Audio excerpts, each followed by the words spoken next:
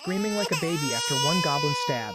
A level 1 goblin stabs him and bro starts losing his whole soul. Bro turns on demon mode cause he ain't losing aura. He claims he was just a farmer.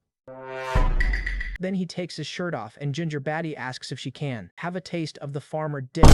But what really happened is our boy was a no-life gamer. Then the game decided to summon him.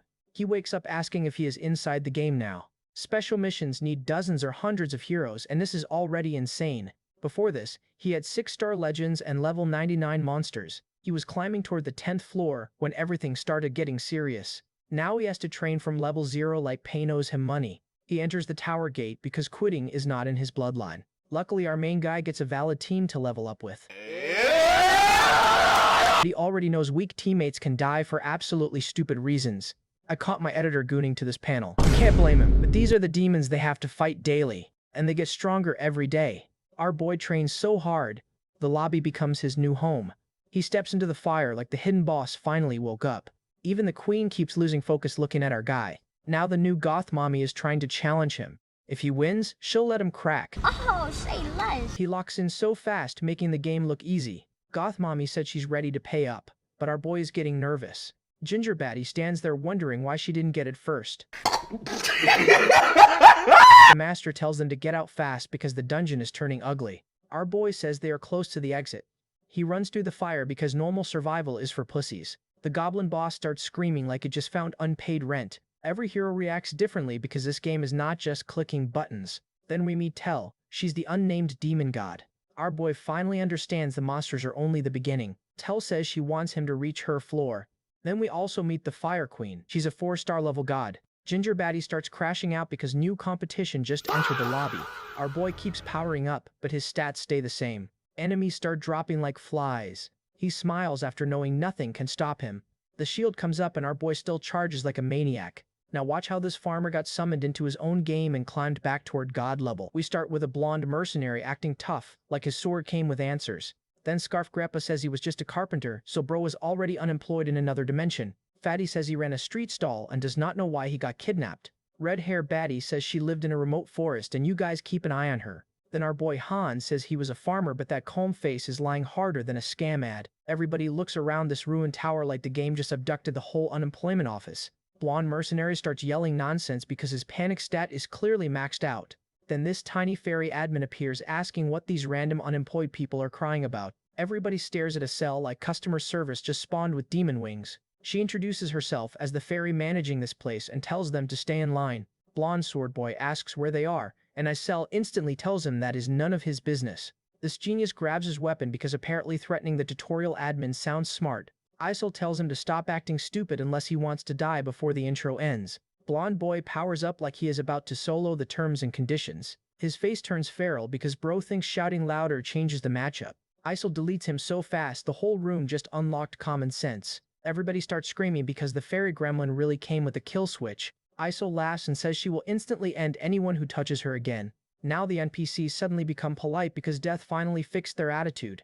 Isel says a party has formed and tells them the master is dragging heroes now. The system lists the party names while everyone realizes they are not people anymore. Isel gets excited because the master has finally started playing this nightmare game. She opens a crack in space like a tiny demon opening the employee entrance. The gate starts glowing and the tutorial officially turns from weird to terrifying. Everyone watches the portal like it's a McDonald's job application. Isel tells them to enter or die, like this is the worst travel agency ever. Then she floats over to Han because our boy is way too calm for a farmer. Han asks if they have to climb the tower and instantly exposes the hidden player.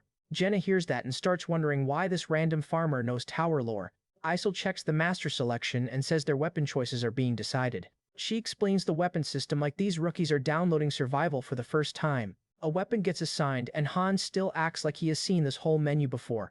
Jenna watches him closely because this farmer is moving way too clean. Han points them toward the weapons like he just became the unpaid tutorial guide. He says this is a battle and suddenly the room stops feeling like a prank. Han chooses the sword and shield because our boy is picking survival over style. The whole party grabs weapons like scared villagers pretending to be warriors. Isel tells all 5 of them to stop whining and get inside the gate. Han touches the portal first because somebody has to carry this circus. Scarf Grandpa panics because magic teleportation was not part of carpenter training. Han checks the shield and already knows this cheap wood might betray him. Jenna asks why they even need weapons while Han keeps watching the tutorial like a veteran. A death notice pops up and Han immediately realizes another party just got smoked. More names vanish from the system and the mood drops through the floor. Isol freaks out because one party already got annihilated before these clowns even entered. Now the system reforms the party and Han knows their turn is next. Grandpa tries using arthritis as a pass, but Isel is not running a retirement home. Han walks forward without arguing because crying does not raise defense. Everyone follows him into the portal while still complaining like victims in a bad group project. Isol chews them on like she is not sending 5 rookies into monster daycare. Han steps through first like a Chad. Jenna follows and instantly realizes this gate is bigger than her body count. The party arrives inside a massive temple and everyone finally sees the real scale. The system reveals the main dungeon and floor 1 starts loading like bad news. Han yells at them not to freeze because hesitation is basically free monster food. The portal swallows everyone and drops them straight into the battlefield. The sky turns orange and the whole place looks like a tutorial made by Satan. Everyone crashes onto the ground because this tower has 0 customer service. Han gets up first while the others still process their new nightmare subscription. The objective appears and 3 goblins arrive like ugly little debt collectors. Han says fight because the mission does not care about feelings. Weapons hit the ground and the scared party realizes this is not roleplay anymore. Jenna panics and the system instantly punishes her like fear came with tax. The useless squad rushes the invisible wall and learns the escape route is fake. Jenna yells at them because these grown adults are already throwing the run. One guy screams about his back while another needs the bathroom like this is recess. Grandpa starts begging to leave because apparently the dungeon has a suggestion box. Han calls them pathetic because the goblins have not even touched them yet. Jenna realizes killing the goblins is the only way out and finally locks in. She grabs the bow and reveals her father was a hunter so she is not useless. Han tells her to ignore those cowards because dead weight is still weight. The goblins charge and screaming like the tutorial finally released the gremlins. Han admits he has never used a sword or shield before, but his eyes stay cold. The goblins jump at him because ugly monsters always pick the wrong main character. Han locks in and that farmer lie starts falling apart in real time. He blocks the attack while Jenna backs him up and the first real fight begins. The dungeon door waits in silence because floor 1 is just getting warmed up. We cut outside the tower, where some mobile game is loading like a cursed casino. The game says climb 100 floors while building heroes like Fantasy Clash Royale. A million download event pops up and our player smells free gacha crumbs. This black hair dude is chilling with his phone, like addiction is a lifestyle. Bro admits his luck is trash because paid pulls still gave him garbage. He sees the advent dungeon and instantly starts gambling like a professional victim. The danger had 2 eyes, and that there were no tentacles coming out of her potty, and that there were no tentagoblins to all the man offering his hand. Our player sees the warning and already knows this event smells broken. Then a level 999 shadow bug appears like Satan downloaded DLC. His entire overpowered team gets deleted and bro calls it a system error. The monster walks to the screen and starts looking straight at him. This nightmare has found you and suddenly the phone is not a phone anymore. The game asks him to choose a name like this is still normal. He types Anjang because apparently spelling also got kidnapped today. The name gets accepted and the trap closes like a cursed login bonus. Our boy opens his eye and realizes the real world just got patched out. He wakes up in the burning dungeon holding a sword like unpaid overtime. The system calls him an unknown enemy and tells the master to climb. Han looks around while fire and corpses tell him this game is not playing. He sees the phone glowing on the ground and wonders what message dragged him here. Then panic hits because bro just became a unit inside his own game. A goblin jumps in swinging like every tutorial gremlin wants screen time. Han grits his teeth because this cheap starter weapon is already embarrassing him. He launches the goblin back and proves 1 star does not mean helpless. The monster crashes down and our boy screams like customer support betrayed him. Next thing he knows, rewards arrive and he wakes up back in the lobby. Han looks stunned because dying inside a phone game was not on his schedule. He sees the tower and finally says the cursed title out loud. Our boy asks what pick me up even is like he did not wail on it yesterday. A giant summon door opens and the game starts coughing up premium waifu. A 4-star knight baddie appears shining like the master finally got lucky. Han sees the summon and realizes the player pulled somebody way above his paycheck. Shay asks if he summoned her and Han looks like he just got accused of taxes. She introduces herself as Shay Lithastri and immediately clocks his weird name. Shay rushes into battle while Han gets protected by his own gacha replacement. She wipes the goblin so hard the MVP screen starts glazing her instantly. The tutorial says the final stage is waiting and now Synthesis enters the room. The game tells the master to click Synthesis and Han already smells betrayal. Isol appears again with that gremlin smile like HR just found fresh meat. Han stares at her silently because this fairy already ruined his whole life. Isol recognizes him and starts acting way too happy about the situation. Han says his real name, but she calls him Islet Han like the system owns him. Isol says he does not look like that hero, and our boy gets offended. Han asks if he should be from Mars because this fairy is testing patience. Isol gets grabbed and suddenly, the tutorial admin stops acting untouchable. She throws Han into the synthesis room like how I throw my gooning tissues. Shay stands there watching quietly while Han lands like a rejected package. Blue flames grab him and the upgrade process starts cooking his body alive. Han realizes synthesis is not training because this thing feels like execution. The master combines Han and Shay like a gacha recipe made by a psycho. The screen shows Han and Shay together and somebody is clearly getting sacrificed. Han panics because bro did not survive goblins to become upgrade material. Power floods into him and his weak starter body starts changing fast. Then Shay begins disappearing and Han realizes the night baddie got deleted instead. Shay smiles and leaves everything to him like a real one. Han reaches for her while she fades away into blue pixels. Our boy stands frozen because the game just murdered his first waifu. Back in the dungeon, Grandpa screams like his pension got attacked by goblins. Mommy Jenna yells at the men to fight because the monsters are coming. A goblin swings at Han and the shield catches death by pure instinct.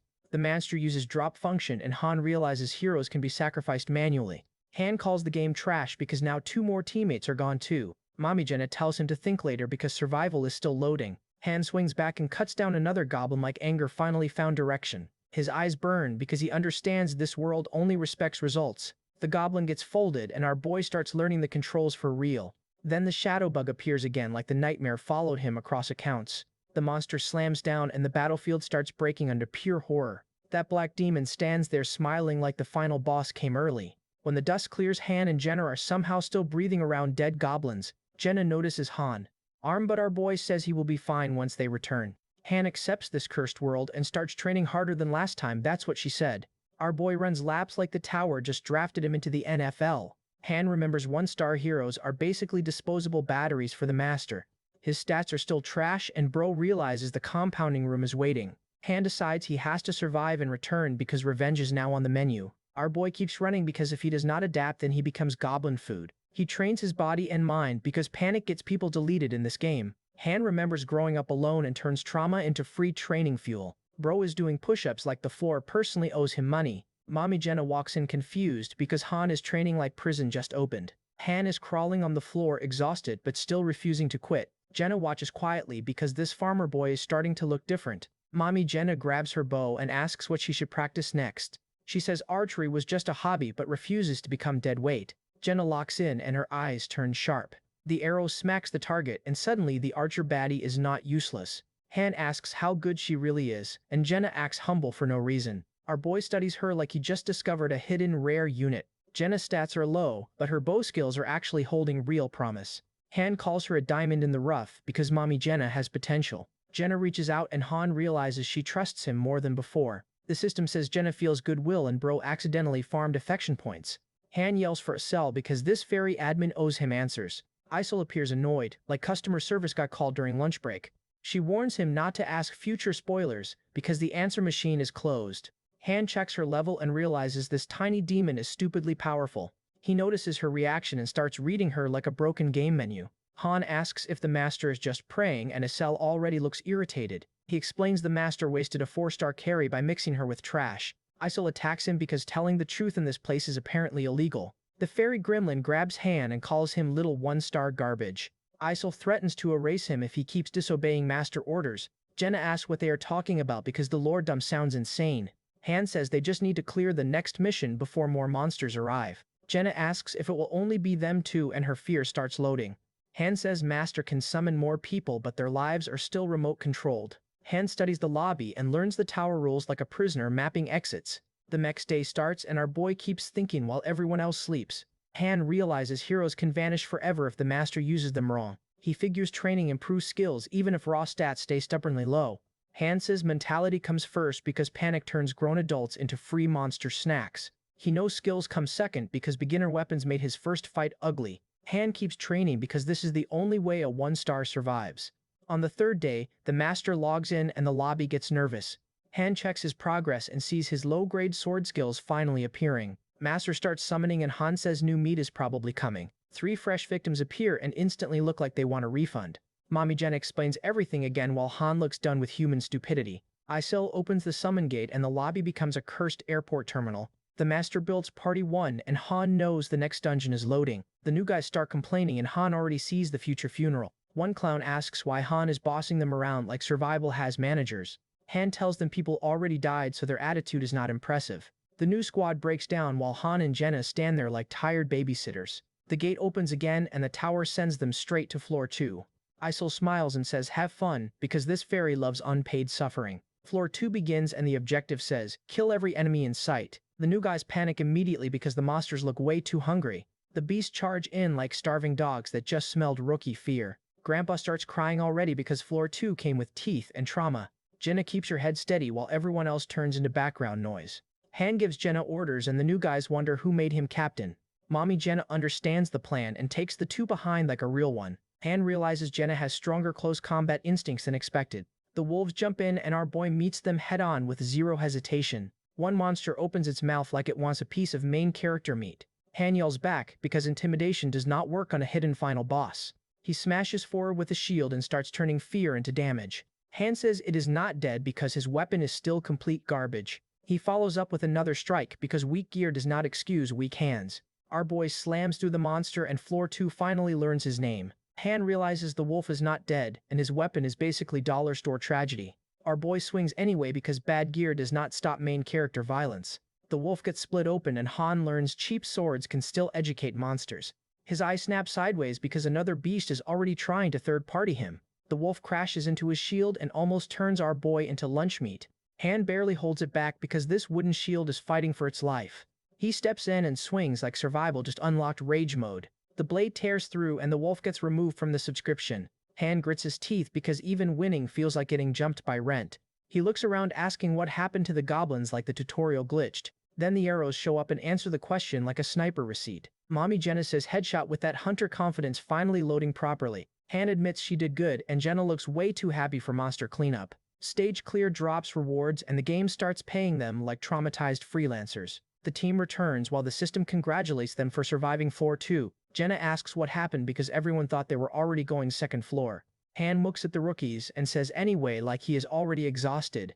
The master logs off and Han finally gets 1 second without digital slavery. Isel complains about work while Han realizes they were grinding for the master. Han calculates the time flow and realizes 3 days outside equals pain speedrun inside. His sword and shield skills level up and our boy finally gets actual progress. The new rookies start yelling because apparently fighting monsters was not in their contract. Han explains 1 stars are commoners and these clowns need training or they die. He says 2 stars are mercenaries so they come preloaded with basic survival. 3 stars are different monsters because those units can fight right away. Mommy Jenna asks if they can help the useless squad and Han looks unconvinced. Jenna says they should become proper colleagues instead of leaving them as baggage. The new rookies stand there looking scared like unpaid extras in a horror movie. Han tells them only 2 people will fight next time and the rest can relax. He tries walking away because explaining survival to NPCs is annoying. Then one rookie grabs him and instantly chooses the fastest route to embarrassment. Han punches him clean because touching the main character has consequences. The rookie drops begging and suddenly his attitude receives a full factory reset. Jenna asks if Han is happy while the background NPCs learn respect through fear. Next day starts and the training ground looks ready for more suffering. Han trains weapons while Mommy Jenna fires arrows and both their skills level up. Han says he is searching for an exit, but this prison has no mercy. Jenna launches arrows at him because friendly fire is apparently today's training plan. Han dodges and blocks while moving like the tower raised his difficulty setting. An arrow tags him and our boy realizes training with Jenna still hurts. Jenna panics but Han tells her not to worry, because pain builds the resume. The system gives him pain tolerance and Han basically unlocks professional suffering. He says he will not stop even if it hurts because quitting is for goblins. Jenna asks to stop again after turning his shield into a pincushion. The tower welcomes everyone back like a toxic workplace reopening for the day. Isel screams for them to come to the square before the master gets annoyed. Mommy Jenna flexes her progress and Han admits she is adapting way faster. The useless rookies beg to go home and cry about food like daycare failures. Isel snaps and boots them away because whining reached the fairy limit. The rookies get launched like trash bags while Jenna says they are all going. They finally accept the order because fear remains the strongest tutorial teacher. 4-3 opens with goblins and wolf monsters ready to collect taxes. Han says their combat improved and this should feel like training now. Our boy cuts into the monsters because floor 3 decided to test the wrong farmer. Stage clear hits and Jenna levels up because Archer Mommy is cooking. Han tells them to fight, but Jenna refuses to share experience with useless bastards. The master chooses to make disobedient heroes run circles, and Han sees the plan. They return to floor 1, and Han realizes the master is not totally heartless. The goblins rush in again and the recycle tutorial gets bullied twice. Jenna takes MVP again because the bow baddie keeps farming the scoreboard.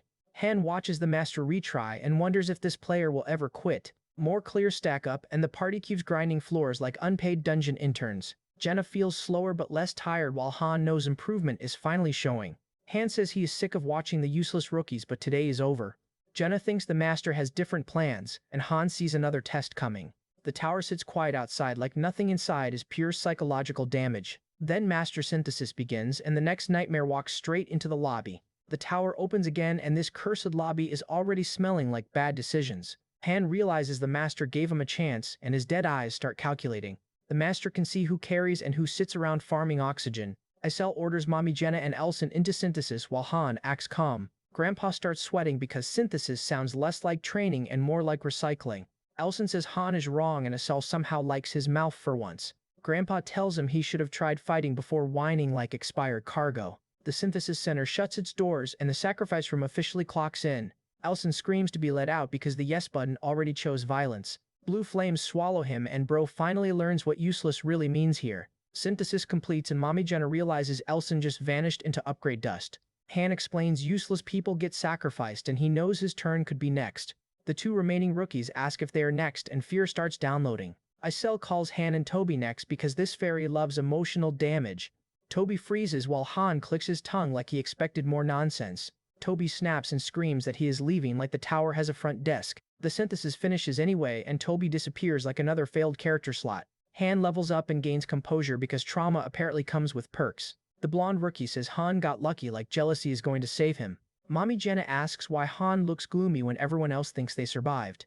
Jenna starts shaking because she finally understands this game can erase anyone. Han says she knew the truth already and Mommy Jenna cannot even deny it. Han looks at her and says she wants to live because everybody does. Jenna realizes surviving means standing with the correct people before the tower eats her. Next day the training dummy is back and the survival class continues. Mommy Jenna gets thrown around because Han has no soft tutorial mode. She complains but still asks him to make everything clear so she can live. Han calls it amazing because fear is turning her into a real fighter. Training starts with Han and Jenna holding sticks like dungeon gym class. Blonde rookie says leaving every fight to two people was coward behavior. He kneels and begs Han to trust him because survival finally humbled him. Han tests him immediately and the blonde rookie starts blocking surprisingly well. He admits he is no expert but knows basic weapon concepts from old tales. Mommy Jenna notices his spear idea is actually useful for weak beginners. Han tells everyone to get ready because talking does not replace fighting. Blonde rookie panics because he thought training came with a lecture first. Han rushes him and says he learned by himself so blonde boy can too. Our boy swings hard because practicing with real pressure beats Scarecrow daycare. Blonde rookie freezes because Han is treating practice like a death match. He blocks overhead but his hands are shaking like his courage has lag. Han slips behind him and asks if his eyes were even inside the fight. Blonde rookie nearly folds because Han says a monster would have ended him. Mommy Jenna says Han is being harsh but he refuses to carry burdens. The blonde rookie admits he has a younger sister waiting and Han says nobody waits for him. Han points the blade at him and makes the whole lesson feel personal. Blonde rookie trembles because the wooden blade suddenly feels like execution paper. Han smiles like a villain and tells him not to start crying yet. The blonde rookie eyes light up because fear finally turns into actual focus. The master builds a blacksmith and burns 500 gems like tower taxes. Han sees they can move freely now and the blacksmith is finally open. Isel yells at him for ordering her around while Han is done with fairy attitude. He sends her flying because she is the one who sent tips to Andi Ting. Han says web surfing is his hobby and exposes the strategy forum trick. He says Loki uploaded the famous guide because he was a pick-me-up user too. Isel reveals Loki is basically a low-level legend and Han just confirmed the truth. Han asks why Isel likes Loki, and she says he makes impossible runs possible. Isel tries flying away but Han is already clocking this fangirl behavior. Our boy reveals he is Loki and suddenly his eyes start glowing like patch notes.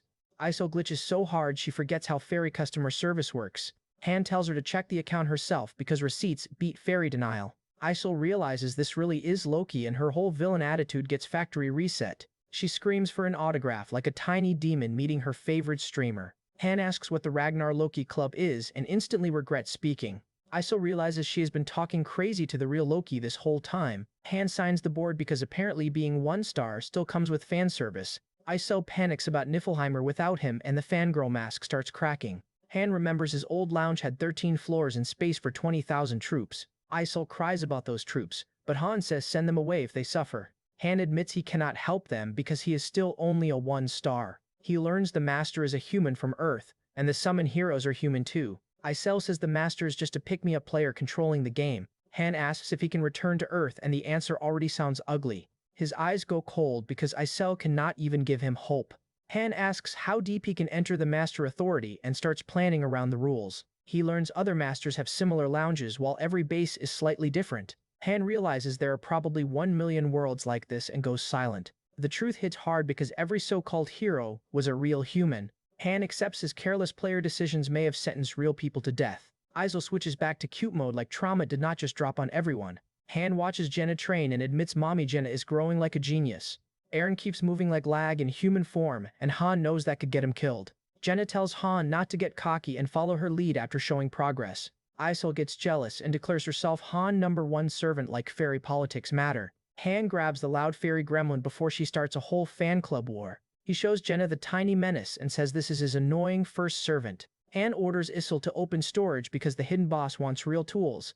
The dark storage room opens and the tower finally shows something useful. Han orders the forge open next, while Jenna wonders what this man is plotting. From talking with Issel, he realizes he is half master and half hero. That means master-only areas might open if he pushes the rules hard enough. Han enters the forge and starts thinking about legendary weapons like a menace. The system says success is horrible, and Han still chooses manual crafting. Han starts crafting like the tower finally gave our boy admin tools. The system says he made a short bow and spear and shield like Fantasy Walmart opened. Han says the materials were trash, but making more would expose his hidden boss behavior. The forest stays quiet outside while the next dungeon problem starts breathing. Mommy Jenna drops in ready to work because the archer baddie evolved overnight. Floor 4 opens and the mission says kill everything because peace got deleted again. Han gives orders fast and tells Eren to protect Jenna from the side. The party moves in while the monsters start treating them like fresh delivery. Eren charges too hard because new confidence makes rookies act stupid. Fear hits Eren and his stats drop because the tower taxes emotions too. Eren starts shaking while Han realizes this rookie still needs babysitting. The fight keeps moving and Han has to cover the whole circus again. Mommy Jenna slaps Eren awake because failure here means getting buried for free. Eren finally locks in and promises not to embarrass himself again.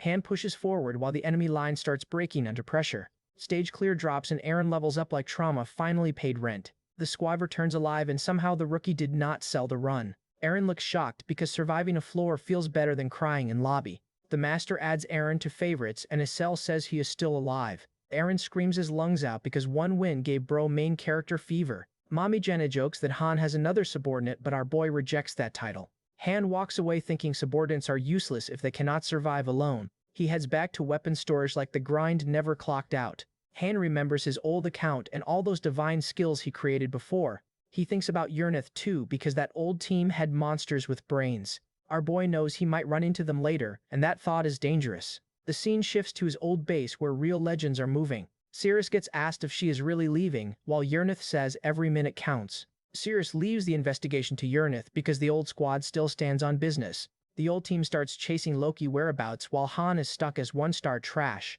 Back in the lobby, the lodging upgrades and the hero limit increases. The restaurant and training center upgrade too because Master finally opened his wallet. Even a square evolves and the base starts looking less like a homeless camp. The heroes stare around because the tower just got a full renovation patch. The rookies wonder if Master is a great mage while Han smells pay packages. Han realizes Enteng is treating them like real people instead of disposable pixels. He says a rich master is better than some broke student with no gems.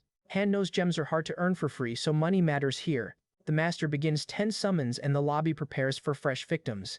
Han says house decoration is done so now the guests are about to suffer. He explains regular summons use gold, while advanced summons burn precious gems. The new people appear confused because another batch just got kidnapped by Gotcha.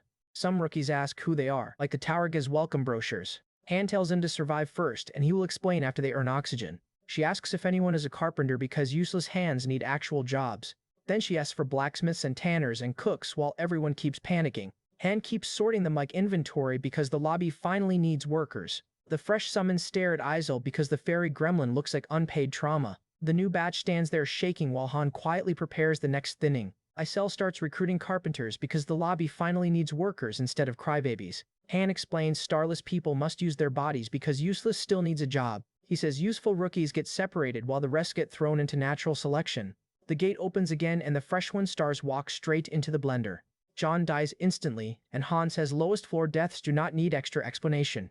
Teddy gets deleted too, but at least 2 rookies survive the first filter. The survivors start breaking down because monster fighting was not in their life plan. Eren steps up yelling at Isel, but the fairy tells him to back off. Han sighs and tells Asil to let Eren join the combat team. The system asks if Eren can join and our boy already knows the answer.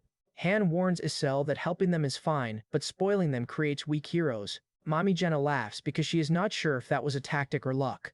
Han says their voices are filtered before reaching master-like customer service hell. Han asks Eren how many goblins he killed and bro proudly says 1. Eren proves he understood the lesson and everyone starts dreaming about escaping potatoes. The new dining room opens and the lobby finally looks less like prison camp. The heroes ask for expensive food because one room upgrade made them greedy.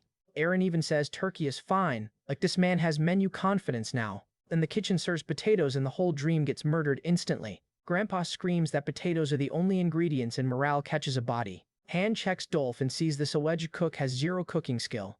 Our boy says Dolph is a kitchen fraud and asks for someone actually useful. Han spots Chloe and tells her she will handle the cooking from now on. The system asks if Chloe should replace Dolph and the job switch begins.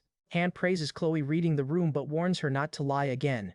He says this is the last time and suddenly real food starts appearing. Mommy Jenna gets hyped because Chloe actually remembers flavors and condiments. Han says adapting is everything because refusing to change means dying here. Night falls over the upgraded lodging and the lobby slowly becomes livable. Han tells the scared rookies he never fought either so they can learn too. He asks if Enoch and Chloe can do something besides swing weapons badly. Enoch says he can be a carpenter, and Han threatens synthesis if he lies again. Han explains skilled people get support jobs while useless people get sent to combat. The lobby keeps expanding and the survival machine finally starts looking organized. Han says the simple life slowly changed while only 3 real fighters remain. Boys under 20 join training while the older ones hide like furniture. Han watches the kids grow fast because tower training ignores normal human limits. Mommy Jenna keeps improving but her low-rank archery refuses to rise higher. Eren trains harder than everyone because bro finally found a reason to live. Eren calls Han strong and Han says he is high level because he is honest. Later the free 10 pull happens again and more kidnapped humans enter the lobby. Only one person dies in thinning and the tower slowly gains more bodies. Mommy Jenna wonders why Master still refuses to start the 5th stage. Han realizes Party 1 is not complete yet, so Master is delaying the boss stage. He compares Floor 5 to a boss stage and even he is not sure about survival. Han wonders how many will die when the difficulty spike finally punches them. The combat team forms with Jenna, Han, Eren, Guide, Hansen, and Dika. The support team settles with Enoch and Chloe, while Floor 5 waits like a trap. Floor 4 starts with a clean mission card and the goal is simple: wipe every enemy out. The squad moves in and Han tells the boys to stay calm because panicking gets you packed fast. Eren and the other dude start screaming like this is their first real tax bill. A goblin jumps in and the fight turns messy right away. The blonde spear boy steps in and starts handling business. Then Han cuts through the goblins like bro has done this 1,000 times. Han says he could clear this stage alone, but that would make the others useless later. He explains the 5th floor might force teamwork so these boys better stop being decorative props. Back at the lobby, the squad is all smiles because Floor 4 turned out easy money. Mommy Jenna agrees and looks way too calm for someone living in Tower Hell. Han notices the master lobby upgraded again and the place keeps looking less broke. The blacksmith area stays busy because these people are grinding gear non-stop. Han stands with Jenna and the blonde boy like the tower's small but deadly starter pack. He thinks about the people who lied when they first met him, and remembers Dolph was one of the frauds. Eren asks if they are going to the 4th floor again because our boy wants smoke now. Han checks with the cell and gets confirmation that yes, they are heading to the next floor. Han warns them not to get too relaxed just because the last run felt easy. The portal opens and the whole team gets dropped into a ruined city. The place looks dead quiet and that alone feels suspicious as hell. The party lands in the middle of the streets and starts checking the area. Someone spots monsters and Han immediately takes control before anybody does something dumb. One look around tells Han this is not a normal subjugation mission. Eren freaks out after spotting a dried-up skeleton and yeah, that is not a great sign. The dead body confirms this place already ate somebody before they even arrived. Han notices the old bloodstains and says everything here was wiped out a long time ago. He tells Jenna to climb the clock tower and scout the city from above. Mommy Jenna heads up like a good girl she is there and starts checking the surroundings. Then her face changes because whatever she sees is definitely not good news. The blonde boy calls up to Jenna, and bro is already nervous. Jenna stays tense because the view up there is pure bad vibes. Han suddenly realizes the enemies are already coming their way. The real mission appears, and now it is 4-5 survival. They need to stay alive for 30 minutes against goblins. The blonde boy begs Jenna to come down because this just went from risky to stupid. Han tells them not to panic because this is survival now, not extermination. One guy asks if they can just hide in a building and pray. Han says they need to survive 10 minutes after contact and starts moving fast. Even Han admits their luck is trash, and that is never a good sign. The timer starts at 30 minutes and Han figures the mission is tied to real time. They look for a defensible spot, but Han says they do not have time to hunt for luxury real estate, so he picks a location and orders everybody to move there now. The boys hesitate for a second, but they finally trust Han and agree to follow. Han lays out the plan and tells them to fight while buying time no matter what. He tells Jenna to wait for his signal before she starts firing. Aaron panics and says if the goblins break through one gap, they are all cooked. Han stares at the timer and realizes this mission is about enduring the rush, not clearing the wave. Then they hear movement outside and the first goblin finally shows itself. The countdown drops and the ugly little beast walks in. Han charges first because waiting around would only get them folded. He slices one goblin clean and starts the defense himself. A whole pack rushes in right after because of course one goblin was never the full problem. Han shouts for backup and the blonde spear guy answers immediately. A goblin gets smashed away as the team finally starts syncing up. Han keeps moving in close range and does not give the monster space to breathe. Then he looks up and sees even more goblins pouring in like a nightmare flood. Jenna warns Han that he is pushing too hard and she is not wrong. Han keeps stabbing anyway and basically tells the monsters to catch the blade if they want it that bad. More goblins pile in and the pressure keeps rising. The blonde boy holds his ground and swings back with everything he has. Han keeps barking orders while fighting because bro is tanking and shot calling at the same time. The timer drops to 26:48 and the squad realizes this survival mission is only getting started. The ruined city stays quiet for 1 second while floor 5 keeps loading more suffering.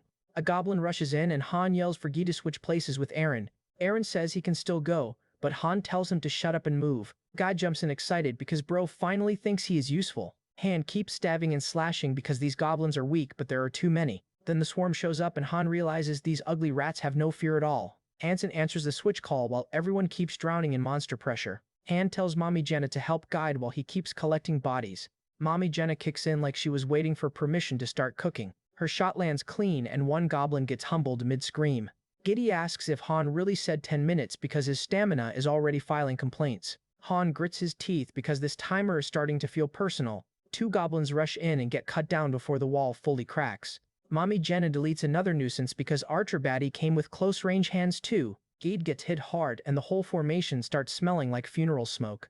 Han tells Gid to hang in because the left side cannot collapse right now. Gid stares at his injured hand like the tower just charged him a late fee. A goblin lunges at Han while our boy barely keeps the line alive. Han slams the monster back and calls it vermin like he took that attack personally. Guide panics and asks if Han is trying to get all of them killed. Mommy Janet tells Gid to switch or Hansen will die right beside them. Han cuts through the chaos while the goblins keep rushing from every angle. He kicks another goblin away because this alley is getting way too crowded. The next wave piles in and the monster flood starts looking endless. Han yells that his sword is blunt because even the weapon is tired of this nonsense. Guide finally says he can fight and pulls himself back into the rotation. Han gives Hangen the broken sword and orders him to repair it fast. Han grabs the iron sword and admits even this cheap blade is better. Our boy swings the new weapon and starts carving space through the swarm again. Aaron says he still can fight because pride keeps lying to tired bodies. Mommy Jenna tells him not to be stubborn while kicking goblins off the line. Han screams because he cannot remember the exact tactic he needs right now. He calls Jenna already and says even 10 seconds is a long break here. Hansen and Guide switch while their lungs sound like broken engines. Han orders Jenna to shoot arrows on Hangen's side and she hesitates hard. Han tells her to hurry because one missed lane means everybody dies. Mommy Jenna fires anyway and the arrows rip through the incoming goblins. More monsters sprint in because floor 5 apparently has infinite ugly cousins. The arrows cut through but the swarm keeps pushing like it has no brain. One fighter gets knocked down and the formation finally starts cracking open. Mommy Jenna turns shocked because the plan just slipped out of control. Git screams from the ground and floor 5 becomes a real disaster. Han dives back into the alley because floor 5 refuses to stop throwing bodies. Mommy Jenna asks if she should pull the weapon out while Hansen is losing it. Han tells him to endure 30 seconds because that is all they can afford. A goblin slams in again and the defense line catches another nightmare bill. Han blocks the rush while his face says, "This timer is becoming personal." The goblin swarm keeps crashing forward like the whole dungeon smells weakness. Han yells that they only have two choices and nobody gets to freeze. Our boy screams okay because even strategy needs volume when death is sprinting. Mommy Jenna says Giddy is already dead and tells them to stop thinking. Han keeps cutting because the goblins clearly did not get the memo. Mommy Jenna unlocks quick movements while fighting like panic finally became skill points. Han swings through another attack because the alley is now pure blade traffic. The system says their souls are awakening and everyone's skills start jumping mid-disaster. Hansen screams as bleeding hits him and his stamina starts draining like a broken phone. One rookie begs to be saved because courage has officially left his body. The rookie screams harder because the goblins are using fear-like seasoning. Han grits his teeth because every cry behind him sounds like another failure. Another man begs Han to save him while goblins crowd him like hungry debt collectors. Han orders Jenna, Aaron, and the others to stick close before the formation disappears. Footsteps start moving fast as everyone finally accepts that staying still means death. Aaron asks if they will die here, and Han tells him to cut the nonsense. Han asks if Aaron wants him to escape alone, and the message hits hard. The goblins rush again, and Han tells everyone not to get stabbed. Han roars that he will not leave anyone behind if they can still move. A goblin gets sliced away while the alley turns into monster traffic. Mommy Jenna climbs up and yells that she is in position. Han tells her to go up too while she grabs his hand in panic. A hand reaches up the wall because this escape plan is running on prayers. Han and Jenna pull the wounded up while the goblins keep trying to climb. Han screams for Jenna to hold on as the monsters slash from below. A goblin snaps at his leg and Han threatens to cut its foot off. The monster bites down and the pain nearly makes our boy black out. Han pulls Aaron up while the system says his life is hanging by a thread. The goblins start stacking bodies below them like ugly little construction workers. Mommy Jenna says okay and keeps dragging Han up through pure panic strength. Han yells not to let any climb because there is nowhere left to run. Jenna asks what to do now, and Han says kick them off the wall. More goblins gather below while the team realizes the timer still hates them. Han screams for more because every second feels like an entire hour. The clock hits 32 seconds and the goblins are still swarming below. Han keeps fighting on the ledge while monsters claw at him from underneath. Our boy staggers in the red light because even his body is starting to fail. Han clenches his teeth because one mistake now means everyone gets eaten. He turns back to the swarm and refuses to let the line break. The goblin rush crashes again and Han screams through the pain like a demon. Han gets hit with bleeding and the tower starts draining him like a broken battery.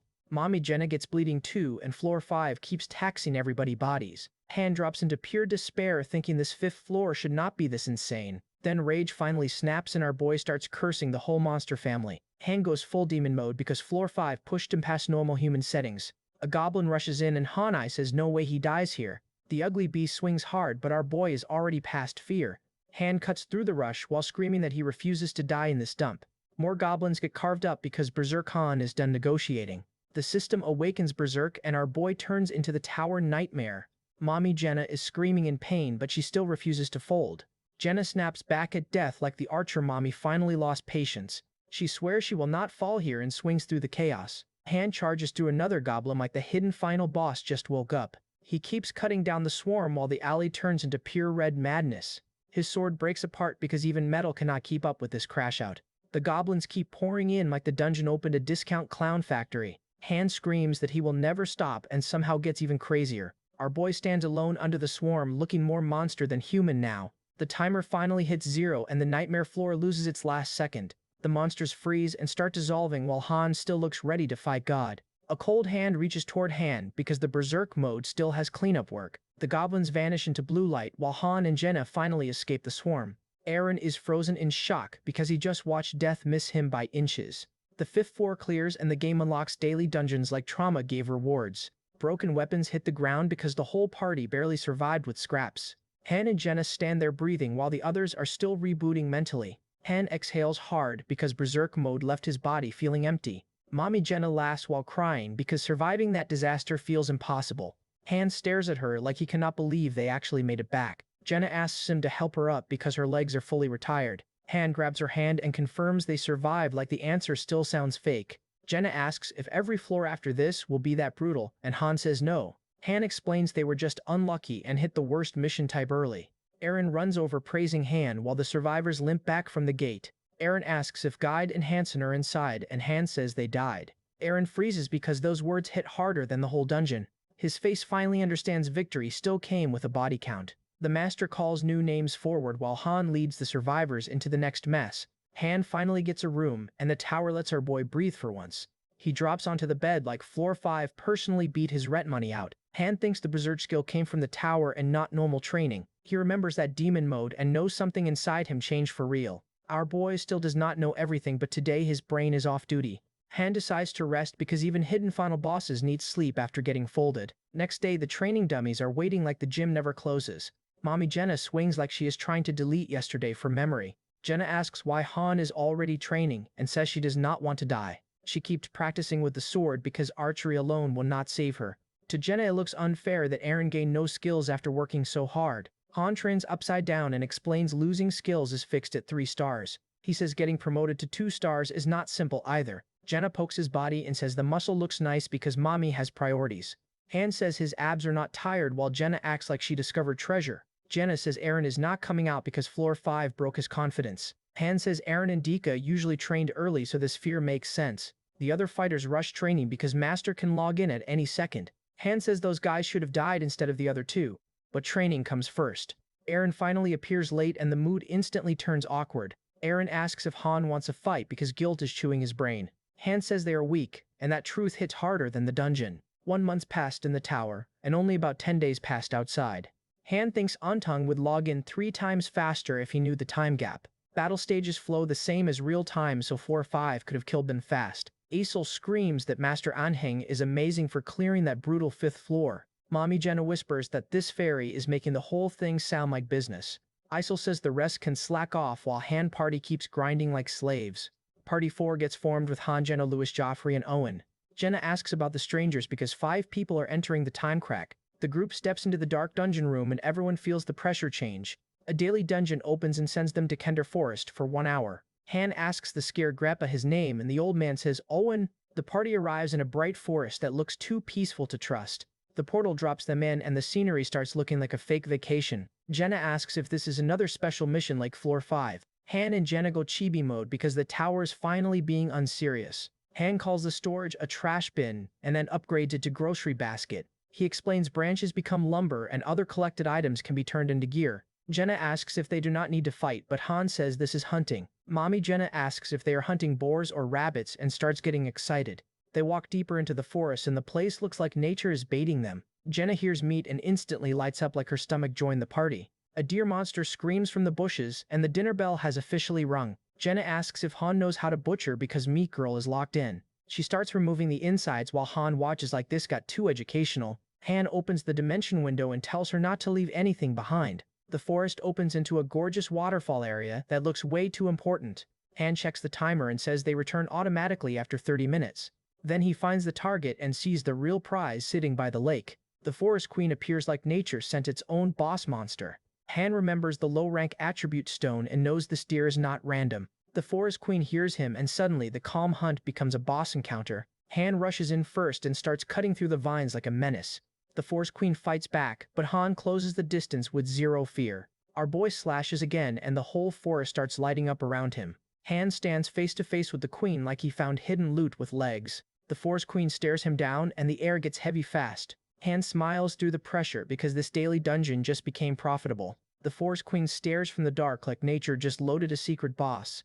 Han stands over the loot looking like he just robbed the forest itself. The forest goes quiet again because the boss fight already got handled off screen. The random rookies scream monster because daily dungeon piece was clearly fake. Another beast hides in the bushes like the forest has unlimited bad surprises. Han tells them to open their eyes because the monster is right there. The horned beast drops dead and suddenly lunch comes with rare materials. Mommy Jenna says she is tired and tells Han to help before she folds.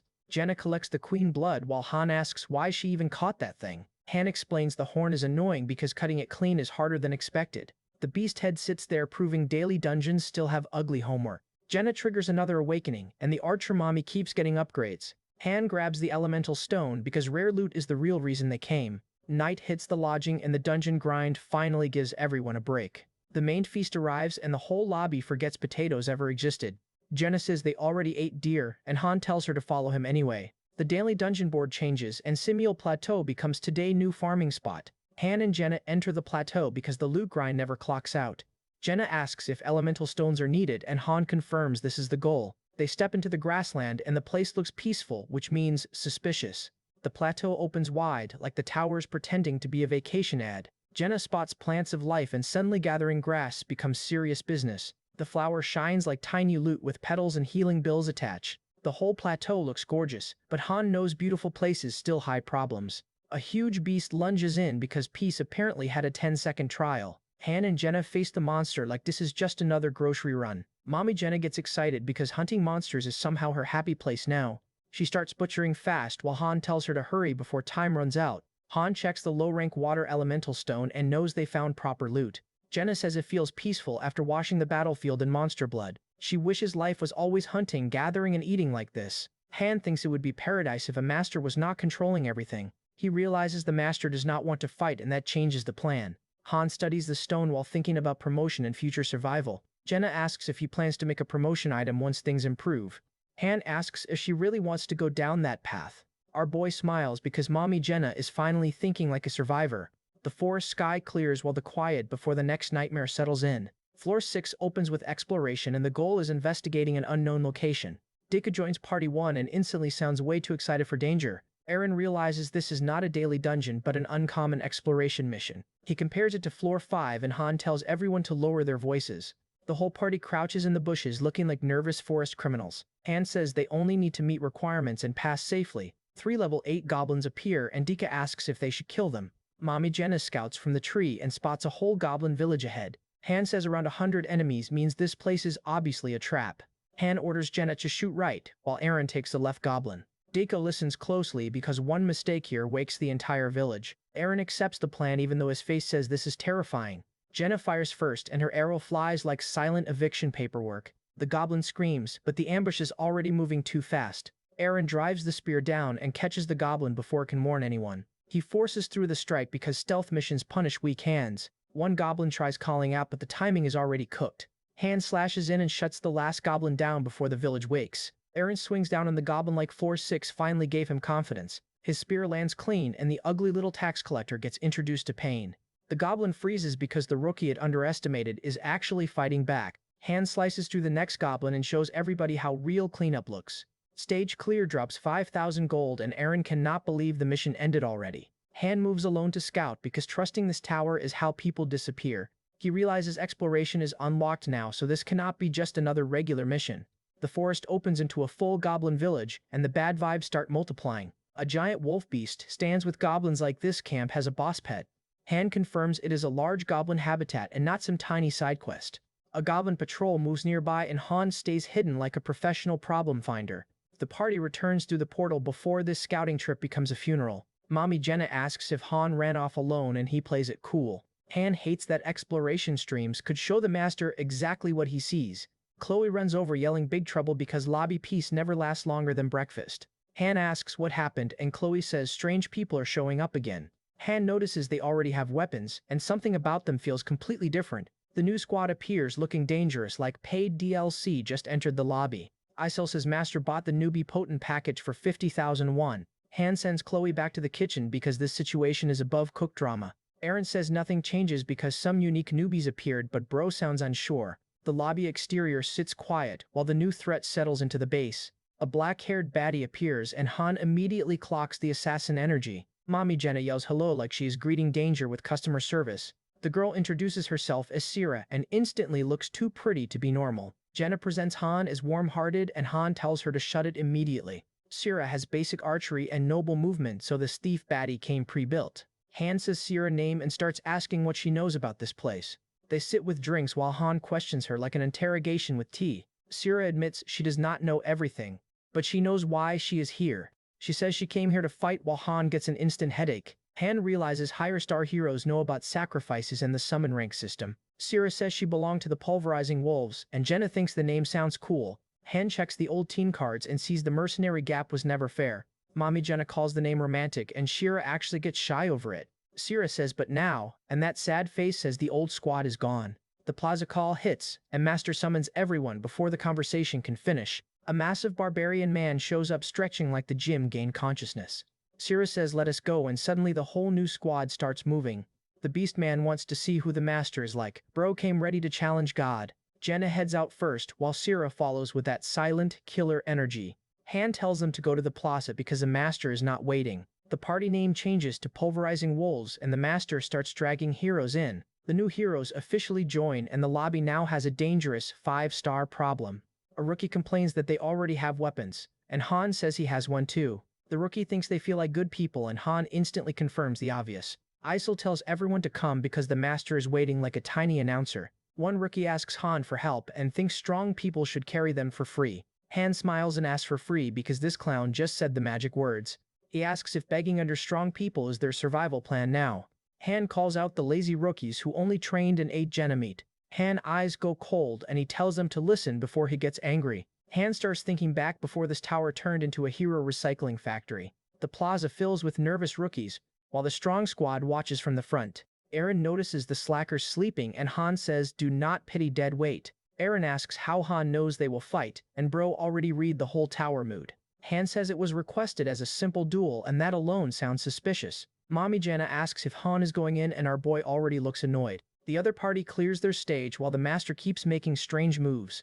Lexigel appears with that calm villain face like he owns the plaza rent. Han sits back and asks why this guy business is suddenly his problem.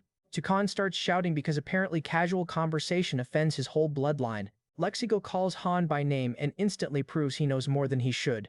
Han says he was a farmer while smiling like that lie still has mileage. Lexigel keeps staring because nobody believes that farmer story anymore. Master starts 10 summons and Han wonders why new bodies are dropping now. Then the master starts synthesis and the plaza gets that sacrifice room smell again. Fresh rookies appear confused while Isol starts dragging people into the nightmare menu.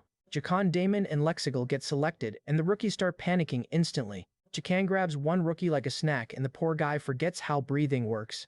Jenna realizes what is happening and Han confirms this is real. The rookies scream for Lexigel because they still think names can save them. Jakan asks if summons disappear like everyone else and the plaza turns ugly. Han says this is wrong because at least new heroes should get a chance. Yakan levels up and celebrates like the system just paid his ego. One rookie begs for mercy while the strong squad starts moving like predators. Lexigel steps in and stops the chaos before the rookies fully get erased. Han asks if they are from the Pulverizing Wolves, and Lexigel confirms the aura. The sword comes out slowly because this little meeting is no longer friendly. Isel tries stopping them but Han and Lexigel ignore ferry traffic control. Yakan tells Han to move and that was his first mistake today. Han smiles because this loud beast just volunteered for public embarrassment. Yakan swings first and charges like muscles paid for the whole personality. Mommy Jenna fires an arrow and tags him right in his loud mouth. Jenna admits she missed on purpose because disrespect needs proper aim. Lexigel tells Avant to stop because it is already too late for calm. He asks if Han knows who they are, and Han says yes. Han eyes light up because he finally found people connected to the bigger game. The system forms hostility and now both sides are officially not friends. Isel screams that heroes should not fight each other but nobody's listening. Han says it is not forbidden and even the fairy knows he is right. Han and Lexigel stare each other down like two hackers checking each other code. Han grins and calls him interesting because danger finally made the lobby exciting. Lexigel says Han crossed the line and asks if he wants trouble. Han explains nasty personalities can still be summoned regardless of rank. The small baddie freezes because Han is basically calling their whole squad toxic. Han challenges Lexigel to open duel and the plaza gets real quiet. Lexigel calls him crazy because one-star farmers do not usually ask for smoke. Han smiles because crazy is just strategy with better confidence. Lexigel understands Han is testing everyone to see who is actually strong. Han asks if becoming a sacrifice would be enough and the tension spikes. Han explains if he wins, he consumes Lexigel and if he loses Lexigel consumes him. Lexigel smiles because this gamble's finally worth his attention. He accepts the duel and the whole plaza realizes Han just challenged a monster. Han calls for an open duel because our boy is done talking. Avin smiles like this random 1-star just became interesting. The system asks if both sides agree to duel with synthesis as the punishment. Han tells Mommy Jenna to take the rookies away before this gets ugly. Han says yes with zero fear because confidence is basically his blood type. Avin suggests the fight ends when one person surrenders. Avant says he will not kill Han since this duel amuses him. Isel warns nobody can interfere and still asks if Han will survive this. Avant rushes first and Han realizes this dude is fast without even drawing. Han sees Avant is already close and this sword skill is no joke. Han activates Berserk and the whole arena feels his menace leak out. Avant swings hard but Han meets him like a demon waking up. The blades crash and the plaza turns into pure pressure. Avant gets smacked across the face because pretty villains still catch hands. Han charges through with berserk energy like the tower just fed him rage. He pins Avant and says this fits someone who does not know the lobby. Han drives the blade down and warns moving will only make it worse. He tells Avant to surrender because pride will not block pain. Han holds him down and says he will hear the answer clearly. The pulverizing wolves move forward, but Han asks if they are leaving their own people. Eren yells because appealing to enemies sounds like betrayal to him. Jakan steps in from the shadows and turns the mood even uglier. Avant is crushed on the ground and Han says surrender or lose everything. Han grabs his face and asks if the loser understands now. Berserk Han grins like this body belongs to a whole different monster. Han reminds them they claim to be pulverizing wolves mercenaries. Sira admits they were supposed to be, but now they are just lost. Han tightens his grip and pushes Avant toward a real choice. His red eye stays locked in because the hidden boss is recruiting with terror. Han asks Avant if he wants to come over to his side. Jakan loses his mind because asking enemies to join sounds insane. Han drops his sword and calls him like he already owns the room. Han says they do not join him, which means the decision is simple. Jakan charges in because loud muscles always choose the dumbest option. Han says he only needs one person and everything still works. Sira steps forward because the right side suddenly matters more than old loyalty. Sira quits the pulverizing wolves, and the old squad officially starts collapsing. The remaining wolves curse because their whole pack just got broken. Avon surrenders and Han reminds him that synthesis still means getting consumed. The other wolves rush anyway like rules are decorative today. Isel screams the duel is not over and nobody can interfere. Eren and the others block them because Han's side finally moves like a team. Han says goodbye and prepares to finish the synthesis condition. Eren snaps red-eyed because he will not let friends die again. The clash explodes and the plaza turns into one big betrayal festival. Han warns them not to interfere while the traitors get sent back to the goddess. Avant panics and asks if he did good like a puppy after war crimes. Han stares down quietly because Berserk mode finally starts fading. The system says Han has dispelled Berserk and the demon mask drops. Han questions Berserk because that skill is way more dangerous than expected. Isel yells that the master is touching the screen and might cancel everything. Han levels up again and says this does not feel bad at all. He walks off saying the high-rank heroes were duds anyway. Han says the master will thank him later because he just cleaned the trash. He says if master was stupid enough to synthesize him, then that is another problem. The master opens a strange black egg and Han watches the next gamble appear. Han smiles at the screen because this tower just gave him a new toy. Morning hits the lobby and the tower looks peaceful like yesterday was not a war crime. The rookies surround Han like he is the mayor of Survival Town now. Eren gets hyped because everybody finally respects the hidden boss farmer. Mommy Jenna starts crying on Han because her boy accidentally became a hero. The rookies thank him for stopping those sword freaks before they got packed. Han sighs because praise from weak NPCs still sounds like extra work. Patrick admits they are not shameless, but they survived because of Han. Han starts walking away because emotional speeches are not part of his build. Then he calls 6 names and suddenly the lobby stops smiling. Everybody panics because Han just turned Gratitude Hour into Judgment Day. Han says there will be 5 people left after synthesis and Jenna realizes the math is evil. The selected rookies gather below because the sacrifice room is open again. The named rookies scream because getting picked here is never good news. Patrick yells that they did their best like effort blocks the grinder. Eren asks what those people actually did while Han stays cold. Mommy Jenna says they carried meat and leather before like that should save them. One bald rookie charges Han because fear made him choose suicide by protagonist. Han deletes him instantly because talking loud does not raise combat stats. Isel blasts him to the plaza and tells everyone to stop climbing over her head. The whole crowd starts shaking because fairy customer service just got violent again. Jenna asks who they will be synthesized with and Han says probably Edis. Isel gets mad because Han keeps reading the master plan like patch notes. The synthesis completes and 6 rookies disappear so Edis can level up. Edis appears in the lobby looking calm while everyone else watches the sacrifice smoke. Han tells the rookies that if they want to live they better listen. The weak squad starts trembling because survival class just became mandatory. One rookie completely breaks down because the tower finally finished cooking his nerves. Han calls Patrick out and uses him as the example for the whole class. Patrick looks scared because being noticed by Han never feels like good luck. Han says anyone who wants to fight can come at him and get beaten flat. Mommy Jenna smiles because Han's idea of being friendly is still psychological violence. Jenna calls him friendly and Han says she must be joking. Han calls the synthesis a senseless death caused by Antang throwing a tantrum.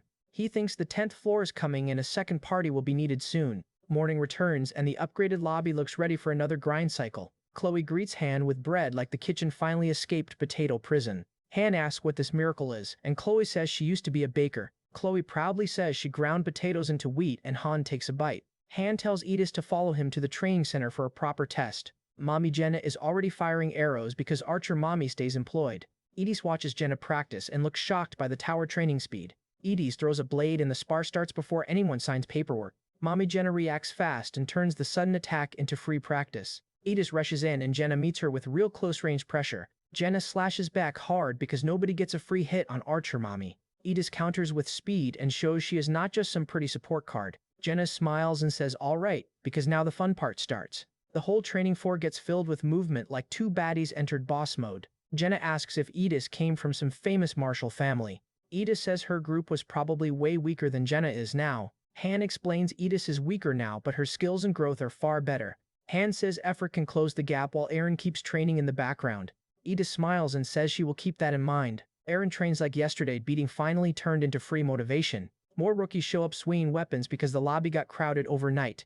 Han watches quietly because new bodies only matter if they can survive. Han points at one rookie and the poor guy instantly loses confidence. The rookie says he learned what Han said and wants to fight now. He admits he used to work around mercenaries, so he knows the basics. Han smiles because the scared porter actually has more promise than expected. Our boy invites him forward to see if he can become real combat material. The master feeds another synthesis, and Usher becomes level 3 off sacrifice dust. The Daily dungeon opens with fire attribute stones and another mine full of problems. Night passes over the lobby and the tower gets ready for another grind cycle. The whole squad gets called at dawn and everybody looks half dead already. Han tells them to be quiet because whining this early should be illegal. The group freezes while Han starts setting up another survival lesson. Mommy Jenna looks confused because Han is already plotting before breakfast. Han grabs the sticks because today the party split lottery begins. He says they have been training a lot and now the real sorting starts. Han explains 6 fighters means 2 parties with 3 members each. Eren goes silent because this split can decide who gets carried and who gets cooked. Han says red team gets him while blue team gets Edis as the core. Mommy Jenna immediately protests because being away from Han sounds like death homework. Edis looks nervous too because leading rookies is not exactly a vacation. Han says he already has enough members and the master will handle the rest. He remembers floor 5 proved the gap inside one party was way too huge. Special missions can need dozens of heroes, so uneven levels will become a nightmare. Han says red team and blue team need balance or future floors will eat them. He drops the sticks and lets the tower lottery choose everyone fate. The training dummy gets blasted because this random selection already feels violent. Mommy Jenna gets excited about blue team like she just pulled the fun route. Eren and Edis stare at the result because the room just got awkward. The rookie admits he lacks real battle experience, but Han already expected that. Han tells them they will be left behind if they cannot catch up.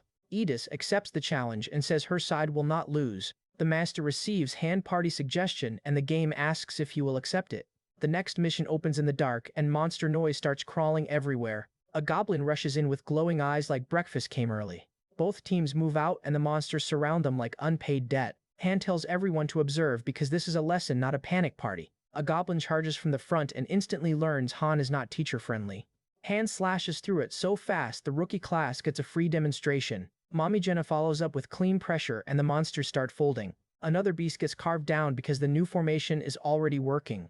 A red slash tears through the enemy and the whole lane gets cleared. One goblin survives shaking while Han stands there like the exam proctor. Han says one goblin cannot do anything now, so they start exploring. The party follows flowing water and the dungeon turns into a cold tunnel. Han sees the collapsed path and realizes the route just got annoying. Eren asks about showering first while Han already thinks about more training. Eren reacts confused because Han never lets rest survive for longer than 5 seconds. A Mobius shot message appears and Han calls Jenna like he found something useful. Eren says okay because at this point arguing with Han is just cardio. The master starts a high-rank summon and the tower prepares another expensive gamble. Han smiles because once master buys power, once the spending addiction only gets worse. He explains human support heroes from above while giving orders like invisible landlords. Then PvP gets revealed and the tower shows another nightmare beyond normal floors. Han remembers fighting through that world before like a veteran trapped in old screenshots. The master summons Roderick and Yoka, and rare hero energy enters the lobby. Roderick looks around asking where they are because bro got kidnapped with armor on. Yoka sees the tower and instantly realizes this is not normal noble business. Then she trips face first because dramatic entrances do not guarantee balance. Yoka slams into the floor and her noble aura takes instant fall damage. Han asks if she is unwell while Mommy Jenna says she can stand herself. Edis calls her an aristocrat and Han already smells spoiled rich girl energy. Ioka says she cannot get up because pride and gravity both betrayed her. The whole lobby sits quiet while the new rare summons start changing the base mood. Roderick knows summoning and synthesis but not the full truth of this world. Roderick admits he feels hypnotized into fighting enemies he does not even understand. Han listens closely because rare heroes still sound like puppets with better stats. Yolka calls Roderick an immature aristocrat and clearly thinks she is the better choice. Mommy Jenna comes running in because lobby drama summoned her like a side quest. Han prepares the random draw while already planning where these new pieces belong. The paper goes into the bucket and the party lottery begins. Edis moves first and attacks like she wants the answer by force. Han says the left paper is correct and dodges like a smug menace. Ioka watches annoyed because this farmer keeps making decisions like he owns nobles. Fire magic erupts, and Han realizes this red hair baddie is a real magician. The attack blasts forward and suddenly the lobby gets free weather damage. Han grabs the chaos and tells them to let go before somebody gets cooked. Han checks Ioka card and sees a 3-star magician finally dropped. Ioka says she does not care about being gentle and starts acting smug. She brags about gacha odds because magicians are rare enough to flex. Han says they are deciding where she goes and Ioka finally gets confused. Roderick tells her to think harder because even nobles should have functioning brains. Ioka realizes the placement system and looks disgusted by the whole situation. Mommy Jenna stands inside the selection spot while Ioka processes the insult. Han and Edis watch quietly because the next arrangement matters more than feelings. Han studies Edis and the rest like he is building a proper war machine. Han holds up the paper and asks if there are no complaints now. Ioka and Roderick stay silent because the hidden boss already cornered the argument. Another rookie starts moving while the test begins before anyone gets comfortable. Han tells everyone to shut up and sends the new magician in too. Edis watches coldly because weak support rookies are about to meet the grinder. Synthesis completes and 2 rookies vanish so Ioka can level up. Han stands in front of Ioka like the man who just managed her future. Edis drags more rookies out because survival class has 0 mercy. Roderick tells Han his turn is next and reveals they are just synthesis material. Roderick levels up, and the tower rewards another sacrifice like it is normal payroll. Isol opens the time-space crack and the next test starts glowing. Ioka realizes this is a newcomer test, and Han confirms the nightmare rule. Edis accepts the order with a smile because this girl enjoys dangerous homework. Han asks the magician what magic she can use before the next dungeon starts. Ioka folds her arms and acts offended, like basic questions are peasant behavior. Han stares her down and Ioka starts sweating because his patience is leaving. Ioka snaps that this is unpleasant and says 3 stars should already know. Her face cracks because Han is not impressed by noble attitude at all. Han asks again what magic she can use and the lobby goes cold. Ioka starts sweating because Han is already treating her noble attitude like a homework problem. She says fire is her specialty and acts like support magic is beneath her. Han asks if she can use teleportation or support magic because damage alone is not enough. Ioka says support could never compare to fire and her ego starts doing backflips. Han thinks she better be as skilled as she is arrogant or this gets annoying. Ioka still flexes because even spoiled mage energy is still mage energy. Sira says they called her the witch, so monster fighting should not be new. Han tells the party it is their turn and everybody gets ready. Party 1 enters the crack of space and time while Han locks in. Ioka stands near the gate like she is walking into a noble field trip. Han watches quietly because this test will decide if she is useful or luggage. Han chooses the 4th floor because weak monsters are perfect for testing mage type. The party forms up and Ioka enters with the attitude of premium trouble. Ioka tells Han not to collapse after seeing her magic and he actually agrees. She says he will be surprised and her confidence starts getting loud again. Isol opens the gate and sends them in like a fairy dungeon dealer. Han steps through first because somebody has to babysit the magic princess. The 4th floor loads with goblins and flying harpies while Han tells everyone to shut up. Han locks in with blue eyes because the easy floor already smells wrong. Mommy Jenna notices something off and the city starts feeling way too crowded. Han realizes the enemies are not scattered because they are rushing from one nest. Ioka freezes for 1 second because the battlefield just stopped being cute. Han grabs her and tells her not to be clueless in the middle of combat. He throws her out of the danger lane before the flying trash clips her. Han sees the swarm and realizes this test just became a whole problem. The goblins and harpies flood in like the 4th floor called every cousin alive.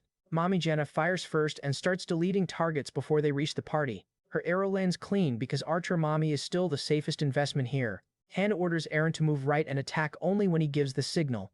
Ioka snaps at Han because being ordered around clearly hurts noble feelings. Han swings through the wave and keeps the front line from collapsing. Our boy grins behind the shield because chaos is basically his office now. A goblin rider charges from behind and tries to sneak the wrong main character. Han blocks the rider and stops the ambush before it turns ugly. He forces the monster back, because this cheap rush strategy is not enough. Mamijana cuts through the flying line and keeps the pressure from stacking. Han slashes again and the harpies start learning gravity the hard way. He keeps moving through the wave while the whole street turns into monster traffic. A rider breaks through and Han calls Aaron before the lane fully opens. Aaron answers yes, and finally steps in like Shield Boy remembered his job. The goblin lunges forward and the whole timing gets tight. Aaron blocks the hit while Han yells for Ioka to cast already. Ioka tells him not to make her repeat herself because her pride is still breathing. Han says just cast and buys 1 minute like a tired babysitter. He dodges through blades and claws while keeping the monsters locked on him.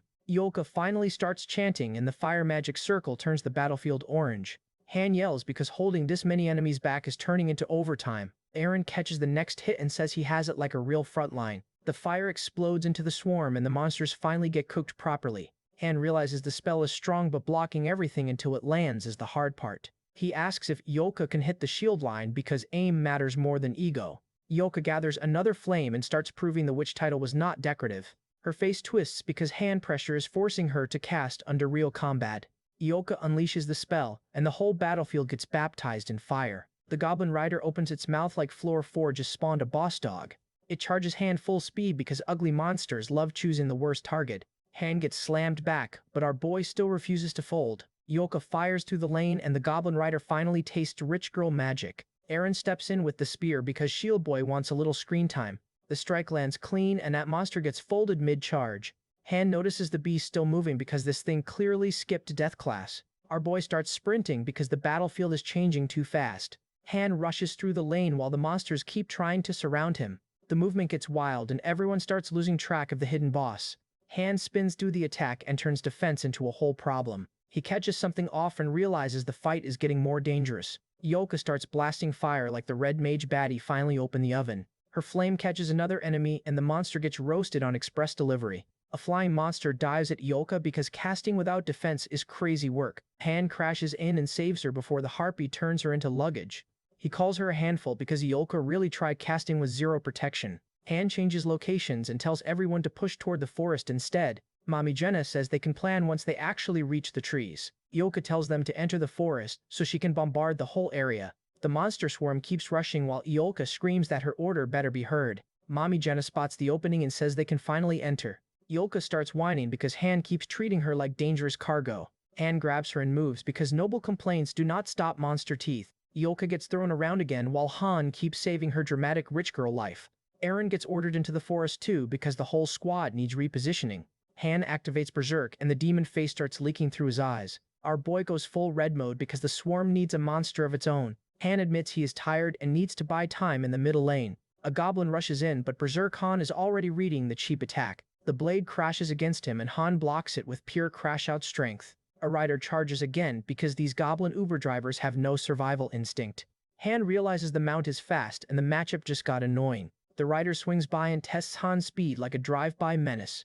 Han gets pushed back while the shield barely keeps the lane alive. He chooses Berserk harder because normal Han cannot catch that speed cleanly. Another rider charges straight in and tries to finish the pressure. The beast slams down and tears through the ground like a runaway truck. Han goes after its mobility because fast enemies need their legs humbled first.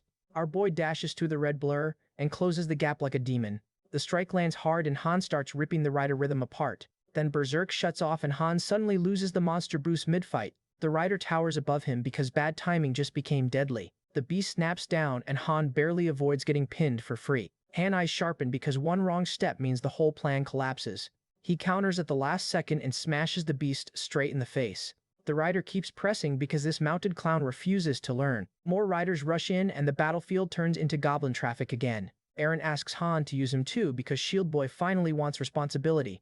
Han says he will group the enemies and lure them all away. Han grits his teeth because dragging the swarm alone is pure nightmare work. Mami Jenna screams while Ioka starts preparing another fire spell behind her. Han runs through the middle and pulls the riders like angry dogs on chains. Aaron jumps in from above because the front line finally stopped being decoration. A beast lunges up at him, but Aaron is already swinging down. Aaron smashes through the pack and tells the monsters to get lost. Ioka finishes the magic circle, and the whole area starts glowing orange. The forest shakes as the spell pressure rolls through the grass.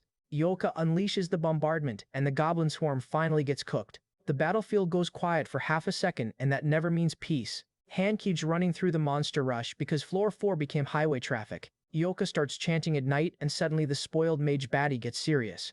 Her fire wave tears across the field while Han barely escapes the cooking zone. Han sees the power and admits this magic is actually ridiculous. The flames keep rolling forward like Ioka just opened a portable sun. Mommy Jenna realizes this is real magic and her whole face turns shocked. Han tells Eren and Jenna to help because this fight can finally end. A goblin rider attacks again and Han blocks it before the lane explodes. Han decides brute force is not enough, so skill has to carry now. Our boy slips past the beast like the hidden boss just turned slippery. He cuts through the rider pressure and keeps the monster from escaping. Mommy Jenna smiles because her support finally became useful in the chaos. Eren slams his spear in and the rider starts whimpering like broken transport. The beast crashes down and the mount finally learns floor discipline. Eren grins and says he will protect Han if our boy gets tired. Another rider storms through because this dungeon keeps sending ugly delivery drivers. Mommy Jenna jumps in from above and aims right at the rider. She drops on the monster and turns the ambush into free target practice. The blade scrapes close and the rider almost catches her slipping. Jenna follows through and the monster gets sliced off its whole plan. Ioka blasts another flying pest before it can ruin the formation. Jenna locks eyes with the enemy and a hunter instinct fully activates. The harpy gets folded hard because Mommy Jenna's done playing defense.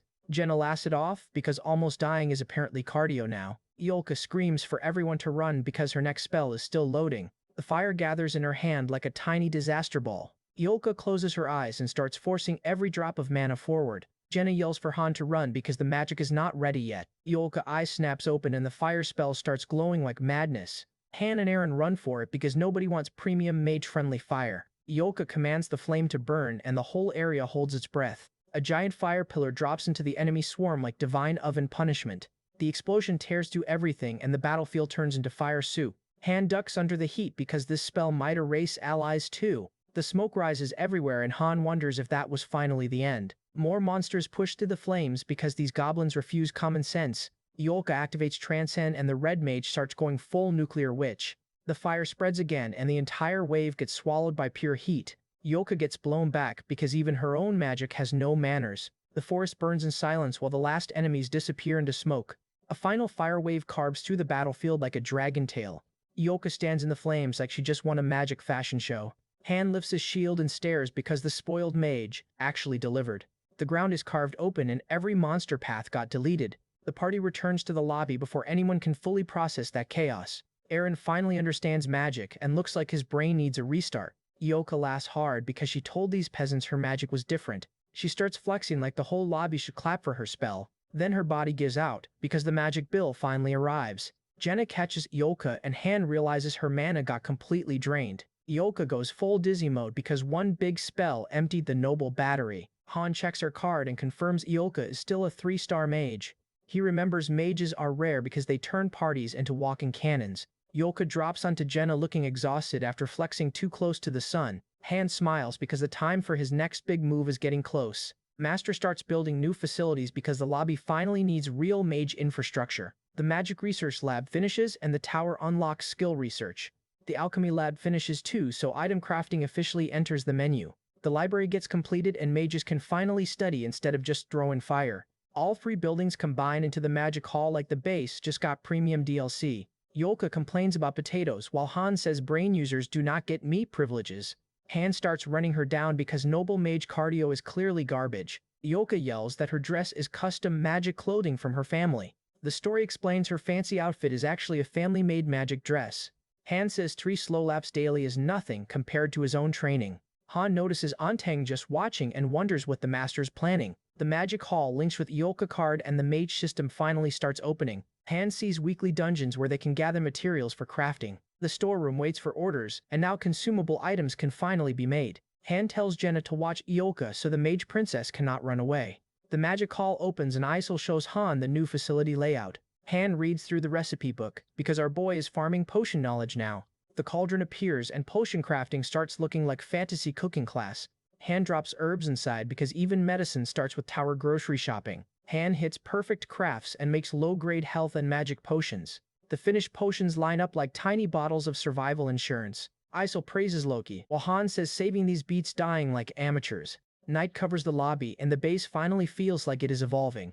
Han returns to the cooking area and everyone can tell he has another ugly idea. The fire roars inside the pot like training is about to become illegal. Han smiles like a demon because pain education is officially back in class. Jenna and Aaron freeze because Han faces never good news. Han shoves his hand into the burning coals and everyone instantly panics. Han says if Yolka uses fire then they need to get used to it too. The countdown begins and Han treats burning pain like another stack grind. Jenna and Aaron keep counting while their faces beg for common sense. Han pushes past 8 seconds and his hand starts looking fully cooked. He keeps holding inside the fire because this hidden boss hates comfort. His hand comes out burned and the lesson finally looks real. Han drinks a potion and heals fast because lobby recovery is completely unfair.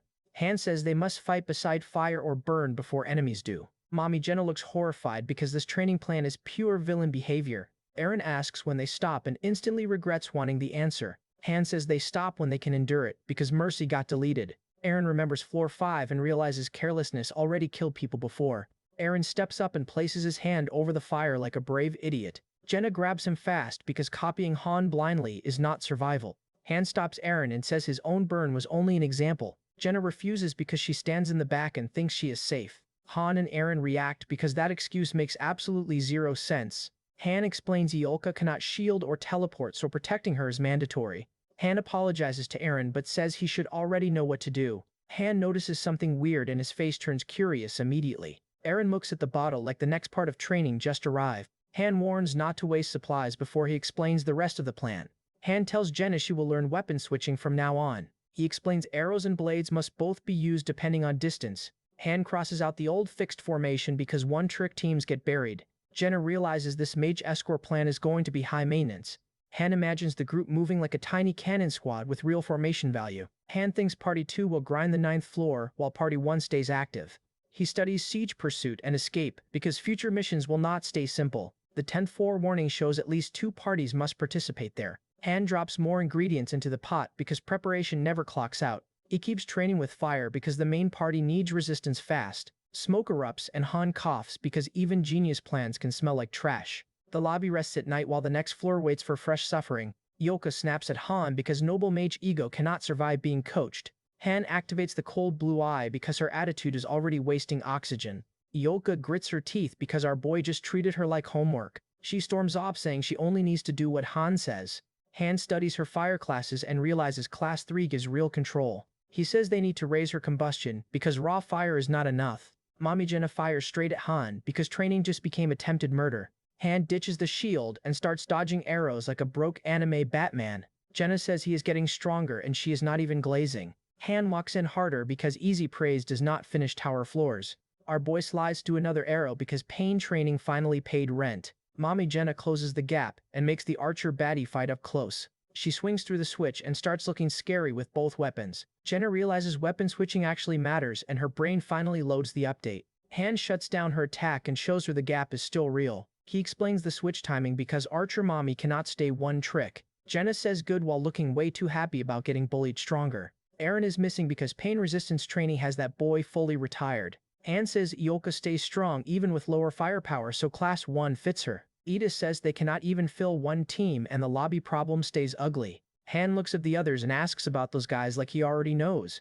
Edie's squad returns from the 9th floor looking tired but alive. Han asks what the mission was because Party 2 needs real data. Edie says goblins and the answer already sounds like more basic suffering. Her group remembers the fight where goblins came in way too many. Footsteps hit the plaza because the next discussion is walking in. Yolka casts Ignite and the air instantly turns into danger. Han says they cannot use the 4th floor practice route anymore. Our boy checks levels and knows the main party is finally growing. The team gets stronger armor and Han and Aaron receive daggers too.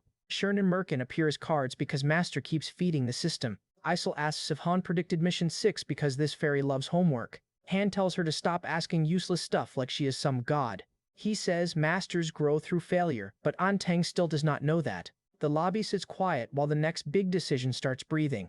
All the fighters gather outside because Han is about to start another war meeting. Yolka asks if he did not call them while Han says they will be called soon. Han notes 30 minutes passed since Login and Master still has not moved.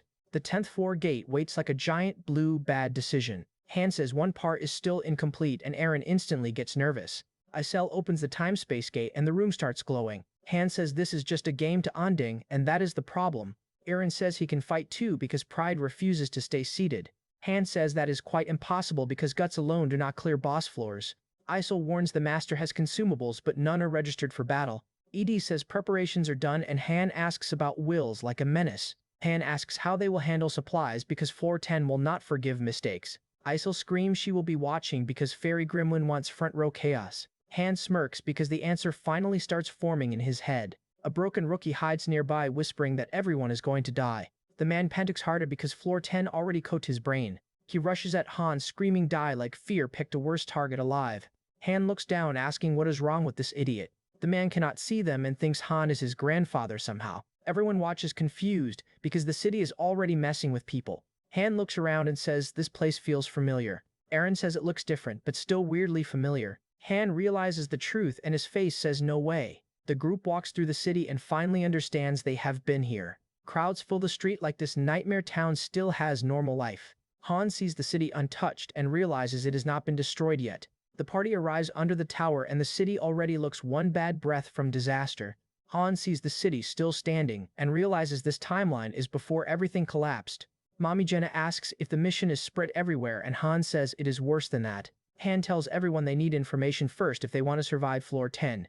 Our boy says defense missions are more flexible than attack missions and starts calculating. Han sends the scouts out and tells them to return fast or come back dead. The tower stands over the city like the whole place is waiting for judgment. Han reaches the tower window and checks the battlefield like a hidden boss commander. He sees morale is already broken and the city is basically running on prayers. North Forest is packed with goblins and ladder carts like a discount invasion army. The weaker goblins have no siege gear but numbers are still a nightmare. The soldiers report huge movement and Han starts reading the enemy flow. Han thinks if this were survival then the answer would be simple. He remembers floor 5 and knows this floor has bait and more moving pieces. Party 2 joins the mission and Han realizes this stage is getting serious. The warning screen goes crazy and the tower basically screams danger in his face. Floor 10 reveals the mission is defense and the city must not fall. 10 heroes and hundreds of NPC soldiers must face thousands of goblins.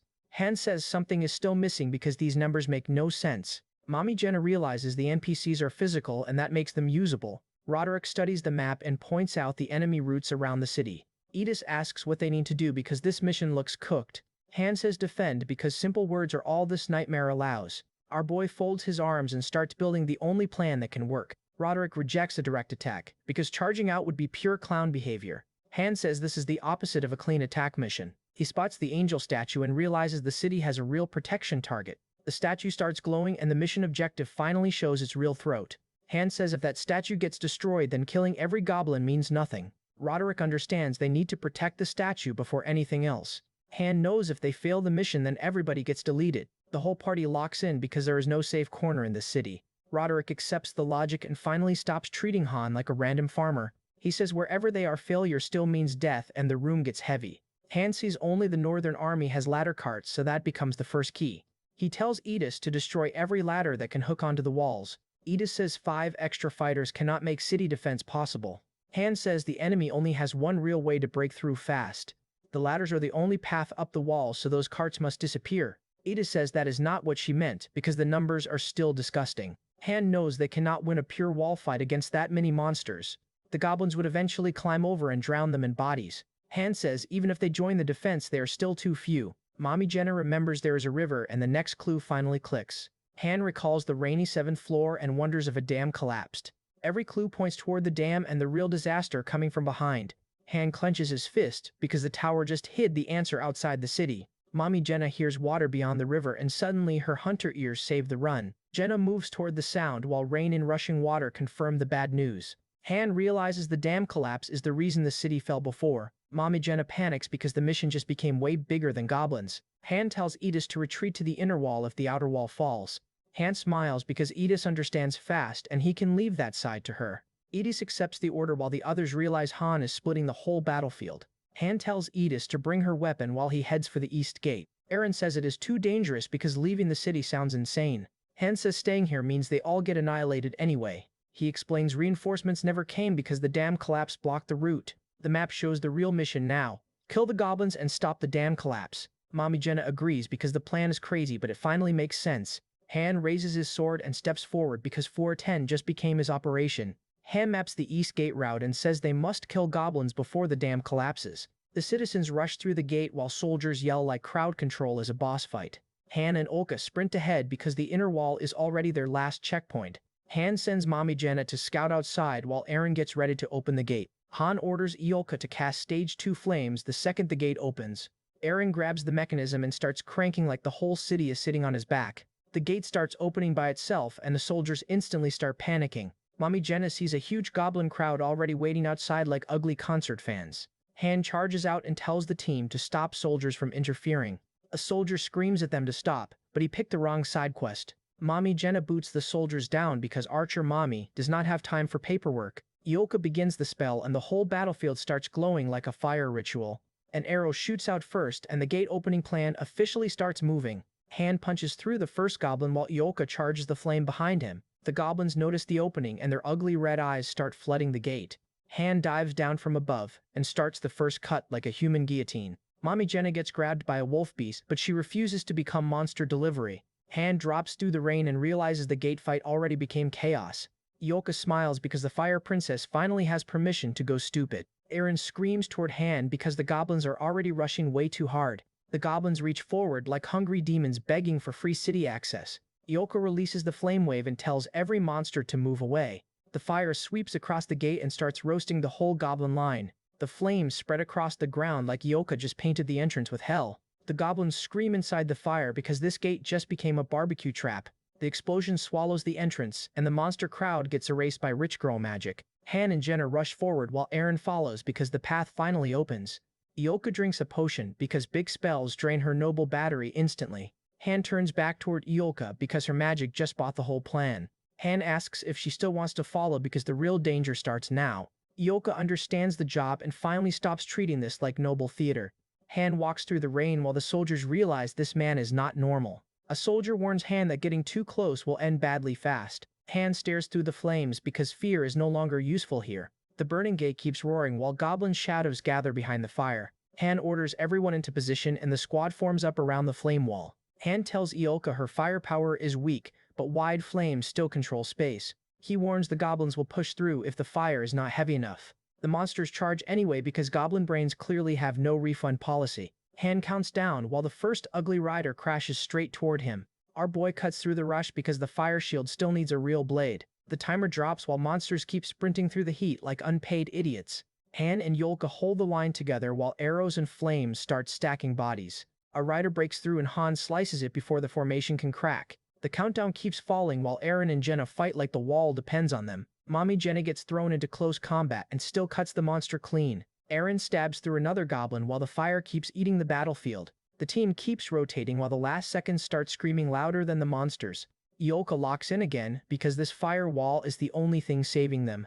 She casts Ignite and the flame wave surges forward like a dragon sneeze. The whole gate becomes pure orange death and goblins start vanishing inside the blaze. Han screams for everyone to run through while the fire becomes their shield. The battlefield burns so hard even the rain looks useless. Han yells for Iolka to cast again because the swarm is still not done. Han cuts across the right flank while Eren supports him from behind. The countdown hits 18 and the goblin crowd still keeps pushing like madness. Han faces another monster head-on and refuses to give the lane 1 inch. Han shouts change positions because 1 second of bad spacing means death. Iolka fire crashes forward again and burns a path through the monster wall. Han orders everyone to move forward using the flames like a shield. Eren pushes through the heat with his shield up because courage finally clocked in. Mommy Jenna cuts beside him and the archer baddie keeps the lane clean. The squad charges through the burning path while the goblin army closes behind them. The rain keeps falling while something huge watches from the monster side. A goblin commander appears with a red flag like the enemy just found leadership. The commander raises a giant blade and the whole battlefield feels worse instantly. That ugly commander roars like he is trying to motivate the whole goblin economy. Iolka fire keeps burning forward and the gate becomes a full disaster zone. Han yells charge because stopping here means the city gets cooked. The commander swings in and Han blocks like a spine signed a contract. Han kicks up into the monster and turns the giant clown into a climbing wall. Han realizes the goblin attack pattern suddenly changed because someone is commanding them. The rider charges through the flames like fire is just background decoration. Han dodges the strike and barely keeps the lane from exploding. Mommy Jenna sends arrows across the fire and starts cutting off the rush. Han finally understands the commander is the reason these goblins stopped acting stupid. The monster screams again because leadership apparently came with extra volume. Han knows Ioka needs casting time, but the enemy keeps rushing non-stop. Our boy slashes through another goblin while the commander keeps pressuring him. Mommy Jenna and Aaron stand inside the fire trap with nowhere safe to hide. The goblins keep closing in while Han moves like the only adult in the room. Han blocks again and the shield takes abuse like unpaid overtime. Han tells everyone to listen because one mistake means the whole run collapses. He says they only need one chance to break that decorated commander apart. The commander answers with another roar like bro, heard the disrespect clearly. Ioka starts casting again, and the fire circle begins spinning around her. The goblins rush through the rain because their brain cells left the server. The fire spreads wide and traps the battlefield inside a burning ring. Han launches himself at the commander and drives the pressure straight into him.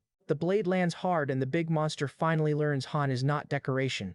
The commander screams back because getting humbled clearly hurt his pride. Han asks if Ioka finished casting because the monster wave is getting worse. Ioka calls ignite, and the whole area starts glowing like a furnace. The fire blast shoots forward and turns the rain into useless decoration. More goblins rush through anyway because these clowns have no survival instinct. The flame shield rises and Han finally gets the battlefield control he needed. The commander flinches because the firewall just ruined his whole push. Ioka screams burn and the battlefield gets swallowed by rich girl magic. The explosion crashes through the swarm and buys the party breathing room. Aaron holds the shield, while Mommy Jenna keeps stabbing through the chaos. Mommy Jenna locks in and her eyes say the hunter baddie is done running. A blade flashes through the fire and the next attack cuts across the lane. The commander gets hit hard and finally starts looking less immortal. Ioka gets knocked back because huge magic always sends the bill. Han catches her before the noble mage baddie becomes floor decoration. Ioka gets embarrassed while Han carries her like expensive fragile luggage. Han orders them to kill everything while the firewall holds the monsters back. He realizes the goblins are not aiming for them but for the fortress. Mommy Jenna clenches her fists because the real mission just became uglier. The goblin army keeps moving around the fire like ants around a stove. Han repeats fortress because the target finally clicks inside his head. The flood surges through the river and the damn disaster starts showing teeth. Han says the monsters are ignoring them and heading straight for the fortress. Han heals Mommy Jenna and tells her not to waste the last potion. The outer wall still stands and Edith's party is somehow still pushing through. Han steps into the rain because the next problem is already walking toward them. The water tears through the battlefield while Han watches the route get worse. More goblins appear ahead, and the forest path turns into another blockade. Two monsters move in while Han tells everyone to get ready again. A huge shadow rises through the rain and the whole squad feels the pressure. Aaron panics because even Shield Boy knows that thing is not normal. Han stands calm because hidden bosses do not run from bigger health bars. The monster breathes in the rain like a nightmare waiting to charge. Then an ogre level 23 appears and the goblins brought a big friend. Han starts assigning roles because this ogre is not a regular goblin problem. Ioka says her firewall will not stop that monster and the math gets ugly. Han calls nonsense and takes the ogre himself like a certified maniac. The ogre swings that giant blade like the whole dam owes him money. Han knows one clean hit means death, so every step has to be perfect. The ogre smashes down and the ground starts folding like cheap furniture. Han barely slips away while the monster keeps swinging like a moving disaster. Ioka fire spreads behind them while Han stays trapped. Ioka fire spreads behind them while Han stays trapped in ogre traffic. The monster lunges again and Han uses pure speed to avoid getting flattened. Han dives past the strike, and the blade tears the battlefield apart. Mommy Jenna starts firing arrows because Archer Mommy finally found her lane.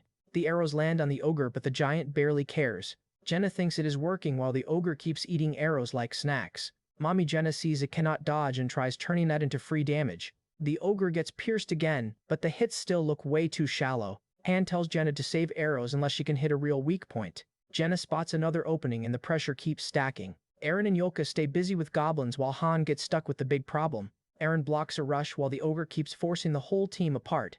The front line explodes again and nobody gets a clean second to breathe. Han grits his teeth because this ogre fight is turning into pure pain. He decides to ignore the damage because stopping now means everybody dies. Han charges in low and tries forcing his way under the monster guard. The ogre screams right in his face like ugly intimidation will work. Han notices a weak point, and even he knows this monster was built awkward. The ogre crashes down again and almost turns the whole lane into dust. Han strikes upward, but the hit barely sinks in enough to matter. The ogre keeps swinging while Han stays glued to the danger zone. Han launches another attack, but the cut still comes out too shallow. The giant blade comes down and Han blocks with everything left in his body.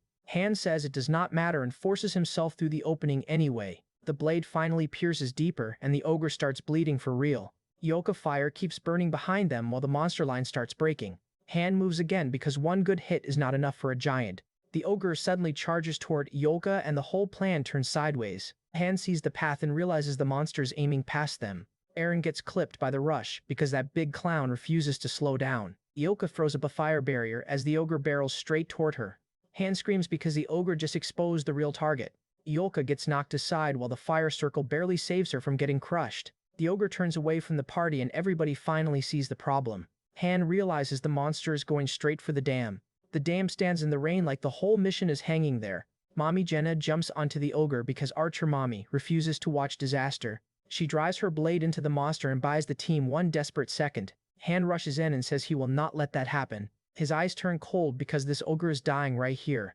Han and Jenna attack together while Eren tries keeping the path locked down. The ogre takes heavy damage, but the monster still refuses to drop. The giant finally gets thrown back through the flooding battlefield. Water erupts everywhere, and the dam root starts falling apart. Han watches the river explode and realizes time just ran out. The ogre hand rises through the flood like the nightmare still has HP. The monster gets dragged through the water while the root collapses behind it. A massive wave crashes down and swallows the whole crossing. Eren screams through the rain because the situation just became impossible. Han admits they failed as the flood carries the battlefield away. The bridge is destroyed and now nobody can cross the river. Han stares at the flood, asking what they are supposed to do now. Han rides with Roderick because the cavalry only matters before the gates break. The map shows ladder carts moving north while Han starts smelling trapped math. Han thinks destroying the carts would clear the mission like that sounds too easy. Our boy shouts forward because hesitation is how NPC plans become funerals. Eren asks why they are not protecting the north gates because bro likes obvious questions. Han says they are safe from arrows and will hit the forest first. Han watches the forest and realizes the enemy route is hiding something ugly. The cavalry storms across the rain while the whole squad follows the hidden boss. Han says stopping them here means the cavalry can launch a surprise attack. Something massive moves in the forest and the trees start breathing bad news. Goblin riders rush through the rain like the forest opened monster delivery. Then ogres appear behind them because Floor 10 loves adding premium problems. Eren warns that wolf riders join the fight and the whole route just got worse. Yoka says she can burn them but her firepower will drop hard. Han says he will ride through the north forest because our boy is insane. The cavalry dives straight into the trees like the plan has no brakes. Eren blocks a goblin rider and instantly learns forest traffic has teeth. Eren gets shocked by the impact because confidence does not stop giant paws. Han cuts in fast and saves the lane before Eren gets packed.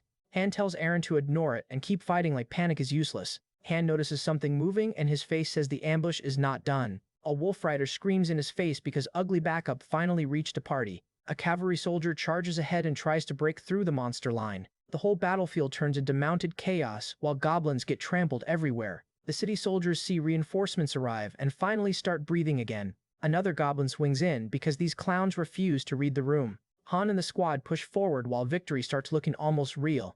Yoka opens her eye and prepares Ignite like the fire bill is due. The spell erupts and the forest instantly becomes a burning monster oven. Flames spread through the trees while the cavalry escapes the worst of it. Goblin riders burn inside the blaze because the forest became a trap. Han says Yoka's job is over before her mana starts overflowing again. He says the forest was a goblin breeding ground so fire cleans everything. The story reveals defenders were sacrificed before the cavalry even arrived. The ogres ambushed half the cavalry and turned the rescue route into disaster. A knight swings down and starts paying the goblins back with steel. A cavalry slash sweeps through the monsters and turns mounted confidence into pieces. The field goes quiet with bodies everywhere because the counterattack finally worked. The soldiers cheer for the goddess while Han already knows something feels wrong. Han returns with the squad and Eren looks happy to still have bones. Roderick calls for Han because the city finally sees who carried the play. Han says nobody died and they changed hard since floor 5. Mommy Jenna asks why they are not returning because victory should mean exit. Han suddenly sees the screen glitch and the whole mood drops instantly. His face goes cold because the mission is not clearing for a reason. The fire still burns outside while everyone celebrates a little too early. Something dark watches from inside the ruined battlefield like the game itself broke. The stage clear message never appears and the victory party gets robbed. Han sees the world glitching and realizes this is no normal floor issue. A red loading screen appears while Han stays trapped on horseback. The enemy units freeze in place while the system starts recovering like broken software. The server error disconnects everyone and the whole battlefield becomes corrupted. A please wait screen appears while the world keeps falling apart. Other heroes appear frozen too because the tower just lost control. A voice tells Han to look behind him, and that is never good news. Han turns and sees tiny figures standing beyond the glitch fog. A level 999 shadow monster appears like the final bug gained legs. The monster towers over the corrupted field while Roderick face drops. A giant mouth opens in a static and the whole screen screams nightmare. Han glares back because even a broken server picked the wrong protagonist. Master realizes he can give simple commands, but the heroes still choose skills alone. The mission cards explain different floor types while the game keeps hiding nasty surprises. Han stares at the corrupted screen because this glitch feels way too alive. The level 9999 shadow monster appears and the whole battlefield loses oxygen. Han starts sweating because even our boy knows this is not normal tower balance. The shadow monster watches him through the glitch like the final boss found his address. A dark disciple appears beside it and the nightmare gains a personal assistant. That shadow face smiles like server errors just became sentient. Han tells it to wait for him because hidden bosses do not run. The dark disciple stands between the fire and static like corrupted DLC. The disciple moves forward while the level gap looks completely disrespectful. It slips through the flames and the whole scene gets eaten by distortion. The server restoration completes and Han reconnects before the tower deletes the problem. Mommy Jenna asks if Han is okay because his face says absolutely not. Jenna notices something wrong and the panic starts loading behind her eyes. Han rides through the city with Yolka behind him while the glitch memories stay fresh. Aaron yells what is wrong because Han is moving like the mission never cleared. Han says it is not over yet, and that answer ruins everyone's mood. A monster appears that should never show up on the lower floors. The infected body starts moving and the city defense instantly gets worse. A soldier spots the mutation and his soul almost leaves his armor. The corrupted beast rises behind him like nightmare customer service. The soldier tries to run but fear already has him moving in slow motion.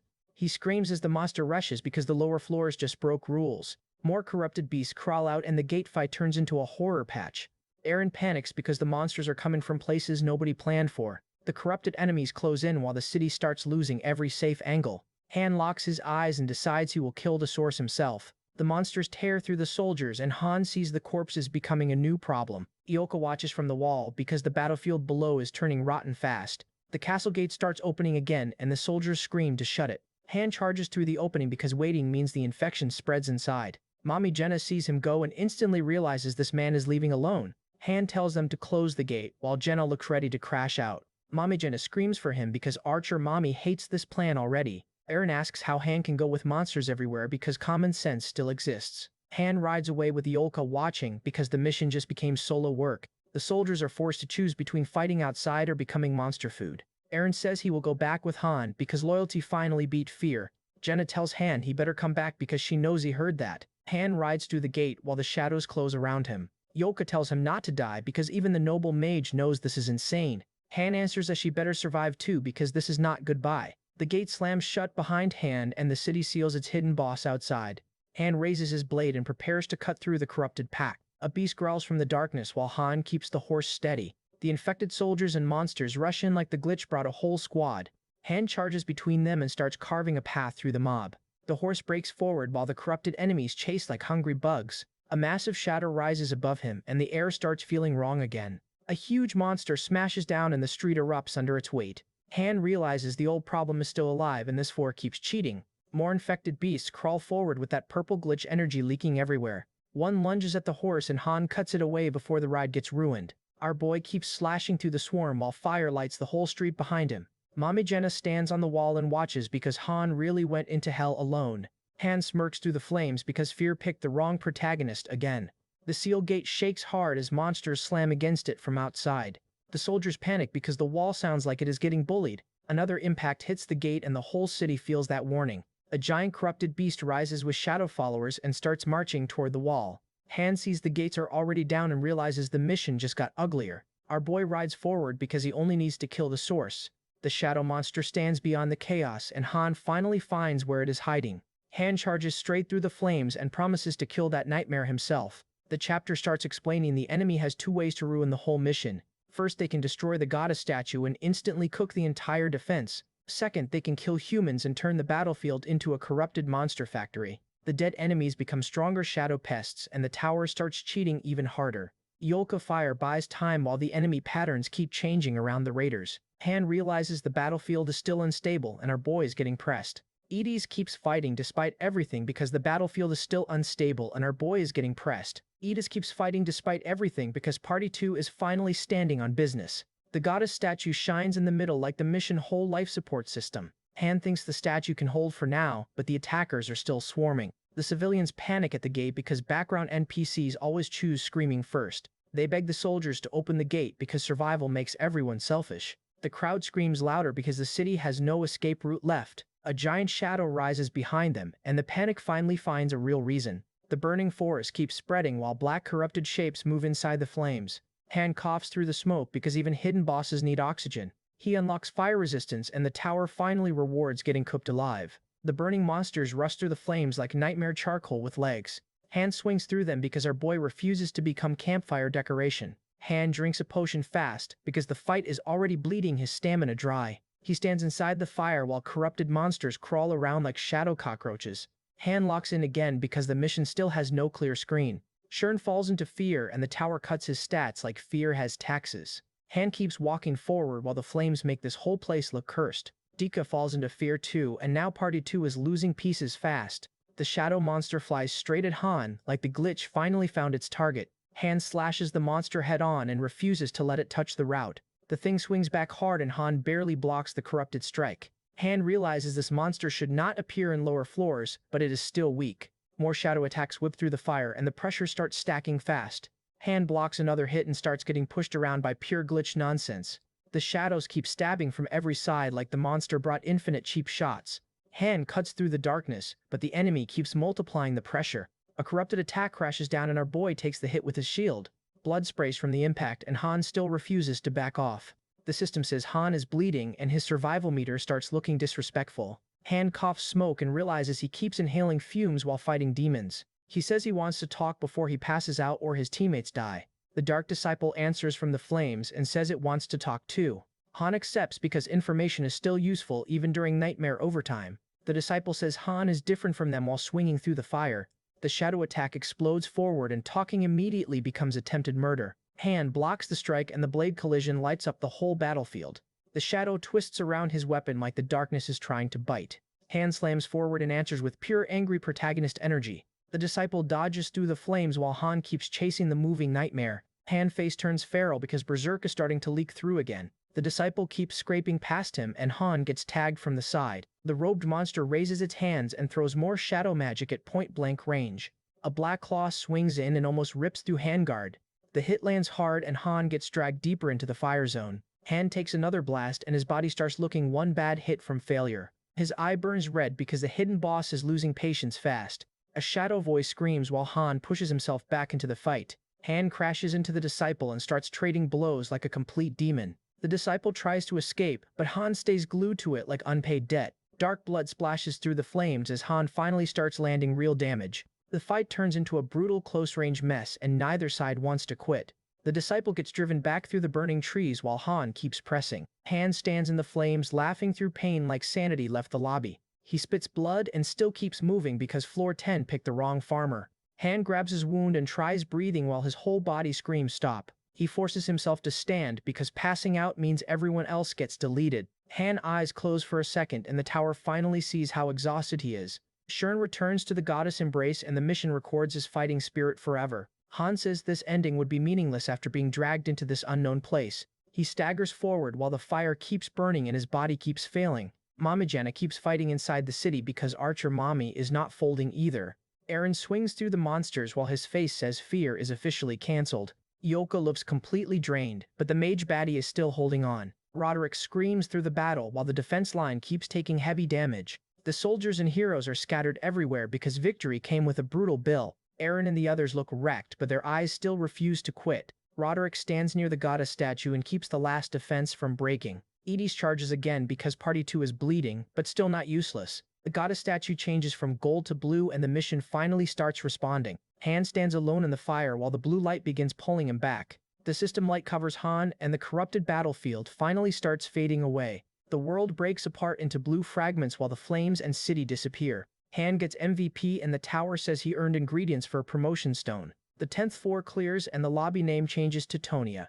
Han finally opens his eyes like floor 10 forgot to finish the job. The ceiling comes into focus and our boy realizes he is not in the battlefield anymore. Han wakes up in bed and confirms he's still alive after that disaster. The lodging sits quiet outside like the whole lobby just survived a nightmare patch. Eren is sitting alone at the table looking like sleep has been dodging him. He turns around shocked because the hidden boss finally came back online. Eren says everyone was worried and Han instantly tells him worried my ass. Han asks what happened while he was out and Eren says they kept fighting. Eren starts explaining more but his face says the lobby has been stressed badly. Han drinks quietly because emotional recovery speeches are not part of his build. Eren tries acting casual while still looking like he aged 10 floors overnight. Han keeps drinking and listens because even our boy needs the damage report. Eren admits things have been rough, but his eyes show he is still standing. Han sits at the table while Eren reports like a nervous assistant manager. Han checks the lobby from above and sees the base is still moving without him. Then the food comes out looking crazy because the kitchen finally escaped potato jail. Mommy Jenna gets hyped because Han ordered the best food they can make. She says she loves it and wishes life was like this all the time. Eren looks okay too because good food heals more trauma than speeches. Jenna starts feeding Eren like the lobby turned into a weird family dinner. The system welcomes everyone back to pick me up like this place is not cursed. The game announces Han is ready for promotion, and Master gets baited instantly. The promotion chamber gets built because Antang finally opened the upgrade route.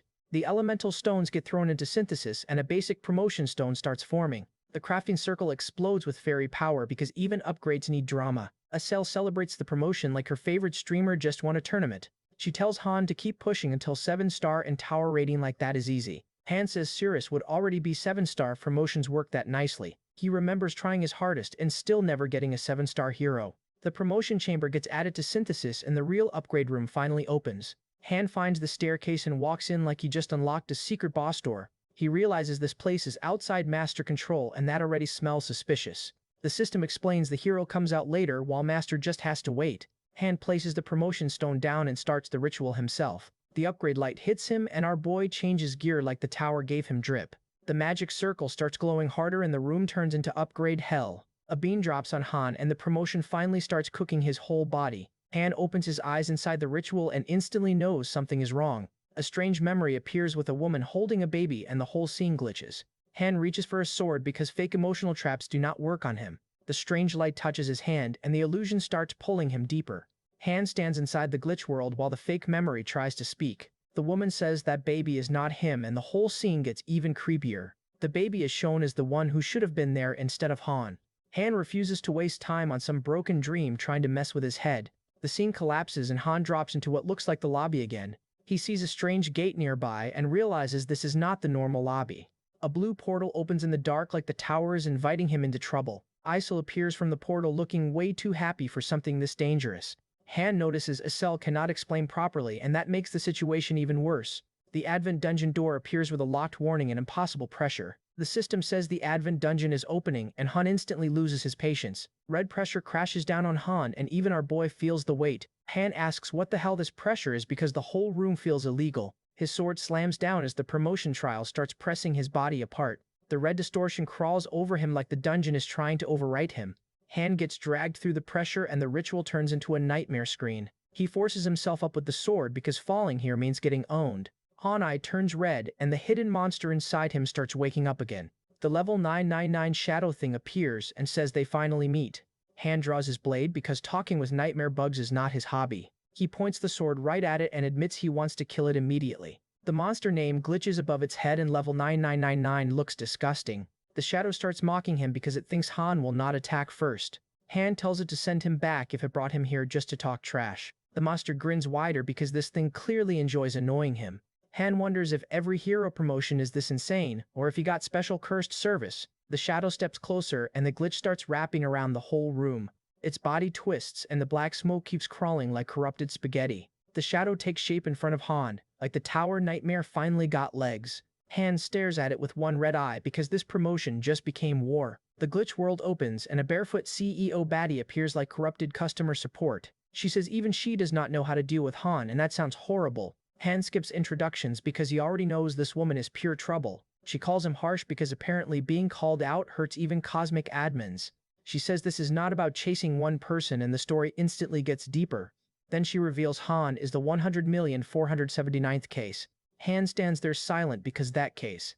Han stands there silent because that number is way too disgusting to ignore. She shows her Mobius card like the whole cursed game has a corporate face. She says there are more cases than he can imagine and Han starts getting annoyed. The glitch baddie acts playful while Han treats the whole conversation like enemy contact. Han asks if they are enemies and his sword already looks ready to answer. She smiles because being hated by Han clearly bothers her 0%. She calls everything an accident, like ruining lives is a minor software update. Han Blue Eye activates because this woman is saying way too much nonsense. The CEO baddie smiles wider and says Han has interesting courage. Han glare turns colder because every word out of her mouth sounds like bait. Her red eye opens and the whole space starts feeling like a trap. She steps forward saying she could kill him right now if she wanted. The shadow launches first and Han gets attacked before the argument even ends. Han takes the hit hard and the glitch power punches straight to his defense. The black attack crushes into his chest and our boy finally feels real pressure. Han gets slammed through the air because this admin baddie is not bluffing. She says he has guts while Han is already bleeding through his jacket. Han forces himself up because collapsing in front of her would be embarrassing. She says the attack was nothing much, and that makes the disrespect even crazier. She admits she watched his plays countless times while headquarters watched Niflheimer first. Her face says Han was entertainment before he ever became a real problem. Han listens quietly because every sentence is giving him enemy intel. The CEO baddie keeps talking like she is proud of stalking his whole run. She waged casually while explaining the headquarters had priorities before Tanya. A snap echoes and the glitch space starts shifting around them again.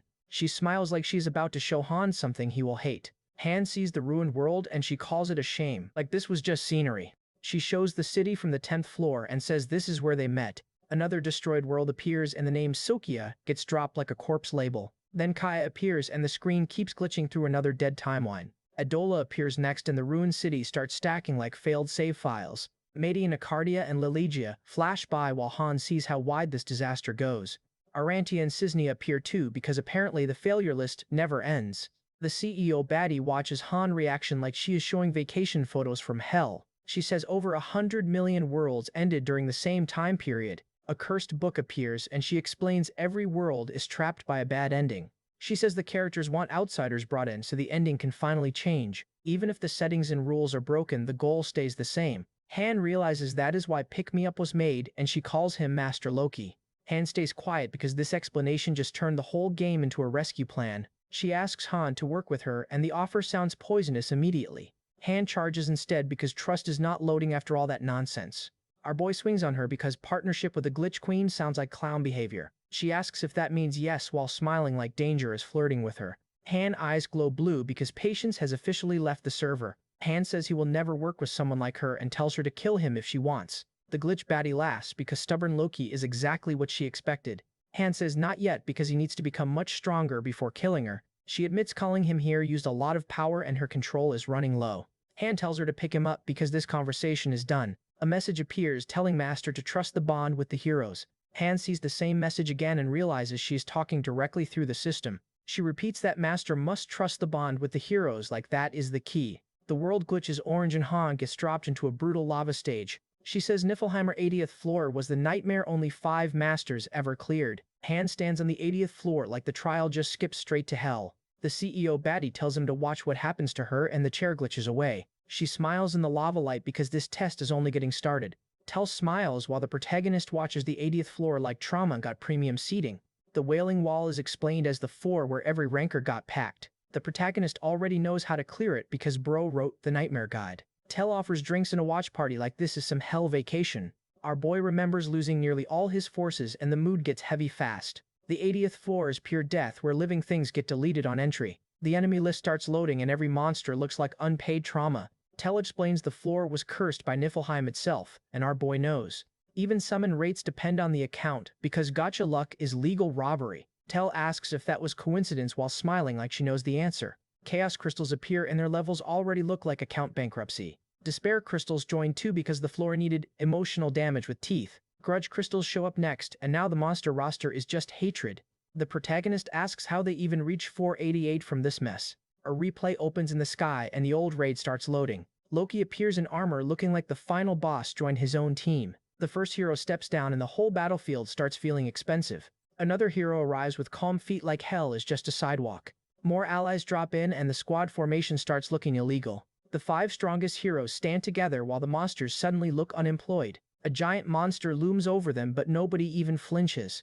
The beast charges forward like it does not know who owns this account. More monsters surround them from above because the stage wants full disrespect. The tactical screen activates and Loki gets full commander mode, like a cheat menu. The map lights up with orders and the raid becomes a strategy surgery. Tel watches proudly because even she knows this planning was disgusting. The replay keeps moving while the battlefield shakes under Loki command. Tel tells him to watch what kind of person he was to them. The stage map expands, and every route looks like instant death for normal players. The heroes study Loki plan like he just handed down holy scripture. The squad gathers under the blue globe and nobody questions the hidden boss. Irene opens the book and the loyalty oath starts sounding serious. Nihako declares herself the king's arrow and lightning starts glazing her entrance. The countdown begins while the mission gets ready to turn evil. Ledigion declares himself the king's sword like bro was born to fold monsters. Urnit declares herself the king's eyes while the countdown keeps dropping. Cirrus declares herself the king's flame and the mission finally starts. Red monsters rush forward like tutorial mobs who never read patch notes. Cirrus drops in first and the enemy formation instantly regrets spawning. The battlefield explodes because Niflheim heroes do not believe in fair fights. Tel says their loyalty is real and our boy just stands there quiet. She says he raised monstrous heroes and the compliment lands like a punch. Tel sips her drink like she did not just expose his whole legacy. She explains heroes learn the truth of the tower then fall into despair. The protagonist turns away because this conversation is cutting way too deep. Tel says his heroes know he fell here too and still stayed loyal. She asks if heroes from other lobbies would ever do the same. Tel admits she could never copy Loki's strategies because our boy was different. The memory shifts to Niflheim lobby where everything once looked clean and cold. Most masters control heroes through fear and erase disobedient ones like garbage. Strong heroes tower over the weak while every scared NPC learns the rules. Loki only had Cirrus as a 4-star and people called the account finished. He still kept weak heroes close while other masters chased shiny cards. Tel says other masters spam synthesis daily but Loki refused that trash. Most masters treated heroes like toys then tossed them away when bored. Niflheim heroes kept fighting through struggle while the normal system stayed cruel. Loki punished useless mistakes but still protected the heroes who earned their place. The replay returns to the Grey Room while Tel keeps reading his soul. Tel smiles like she just cracked the protagonist open with lore damage. The protagonist says he knew already but his face says that still hurt. Tel stares at him like she finally understands why Niflheim never forgot. The protagonist stands in the glitch room while Tel keeps acting like admin malware. Tel smiles way too hard because this woman treats kidnapping like customer service. Our boy looks back calmly like he is one bad sentence from violence. He remembers how heroes react differently to commands because NPCs still have feelings. The protagonist admits that method was more efficient and that hurts his pride. Tel says he caused her displeasure while sipping digital wine like a menace.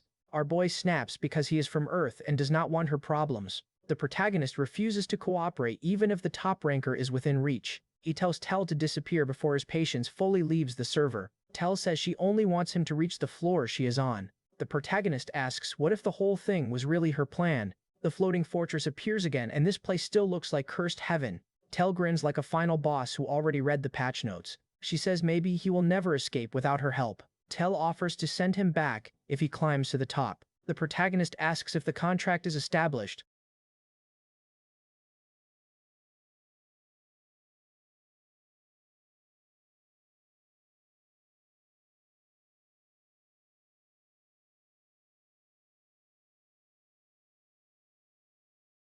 He says he will go home with his own power and not her trash help. Tel accepts the disrespect and forgives him like evil mommy customer support. Pick Me Up opens the real prologue like the game just revealed hidden DLC. The level and skill caps increase because the tutorial finally stopped playing dumb. Eren sees the protagonist return and instantly goes full little brother mode. The protagonist says they got called for promotion like Tower HR just summoned them. Eren says it is the same as usual while smiling like nothing is suspicious. The protagonist remembers Nina and starts questioning the beacon situation. He thinks if anything changed, then returning to Earth might finally be possible. Our boy locks in and promises to make Tel pay for this nonsense. The game apologizes for a server error, like that fixes everyone almost dying. Compensation arrives and the game starts bribing players with gems, gold, and gifts. Nina celebrates Loki promotion like a tiny floating party NPC. Nina asks why he looks dead inside, and he says he met her original. The little fairy hovers near him while our boy already looks annoyed. He says he will not complain and Nina acts personally offended anyway. The protagonist stands up like this fairy conversation is stealing his oxygen. Nina gives him a 10,000 gold gift card and starts acting proud. Our boy finally realizes the master is treating him like a useful employee. Nina says the gift is not free and the event revealed it before. The protagonist says he does not need it and tells her to give it away. Nina freaks out because bro rejected a gift, like rich people reject coupons. She follows him around crying, while he walks away like a cold landlord. Nina uses the gift card to buy a warhorse statue for him. She gives the statue to Han and calls it the master gift. The protagonist walks off while Nina keeps acting like the gift changed everything. The master rewards good heroes and now the game pretends it has feelings. Han wakes up with the horse statue and looks confused as hell. The main dungeon opens while everyone wonders what the master is thinking. The crack of space and time opens because tower nonsense is back on schedule. The party enters the dungeon and our boy knows this will get stupid fast. The protagonist thinks the master is a beginner, but at least learning something. He says a proper master should manage heroes well and honestly bro is right. The main dungeon reveals 411 and the locked door energy is not comforting. The protagonist asks if the master is actually good disease. He tells Jenna to get ready because they are jumping straight to floor 11. The Shadow Master celebrates another raid success like his phone just paid rent. The party gets sent to floor 11 for a subjugation mission with enemy annihilation. The protagonist realizes reaching floor 100 with this dumb setup is pure suffering. We open in a creepy graveyard because floor 11 loves dead people decoration. The skeletons start crawling out like unpaid extras from a cursed museum. 14 level 11 skeletons appear and the tower thinks this is fair. The protagonist orders everyone into position while Aaron starts panicking professionally. A skeleton swings first and the battlefield instantly becomes bone delivery service. The protagonist blocks the attack because these bone NPCs are not built right. Edis lights them up and the skeleton squad becomes barbecue with legs. The master removed 4 picked heroes, but somehow this was not pure bad luck. Jenna kicks 2 skeletons while complaining because bones are annoying customers. The protagonist clears another impossible mission while the master keeps choosing weird moves. The master wasted 5 gacha rolls without even meeting the right conditions. Edis burns more enemies while the narrator confirms the master keeps making mistakes. The stage clears and these heroes get called patience for surviving this nonsense. Han Islat promotes to 2 stars and our boy gets the upgrade glow. Back at the lobby, everything looks peaceful like the dungeon did not happen. Nina appears with sparkle energy like tiny customer service just spawned again. The protagonist asks what she wants because fair interruptions are never free. Nina says her allowed answers are limited and our boy already knows. Nina panics because the question is dangerous but she still wants to help. She starts screaming because answering the wrong thing might delete her whole career. The protagonist asks tell real name and Nina starts glitching immediately. Nina explains there are countless worlds and every master connects differently. Our boy listens carefully because this tower lore is finally getting useful. The protagonist's eyes sharpen because now the fake game wall is cracking. Nina explains Tonya is this lobby, while Niflheim belonged to Loki account. The protagonist asks what Mobius is, and the floor suddenly feels colder. Nina says Mobius is their company and accidentally exposes the bigger machine. Nina freezes because she knows she just stepped on forbidden information. Mobius is shown as a giant spiral galaxy packed with countless worlds.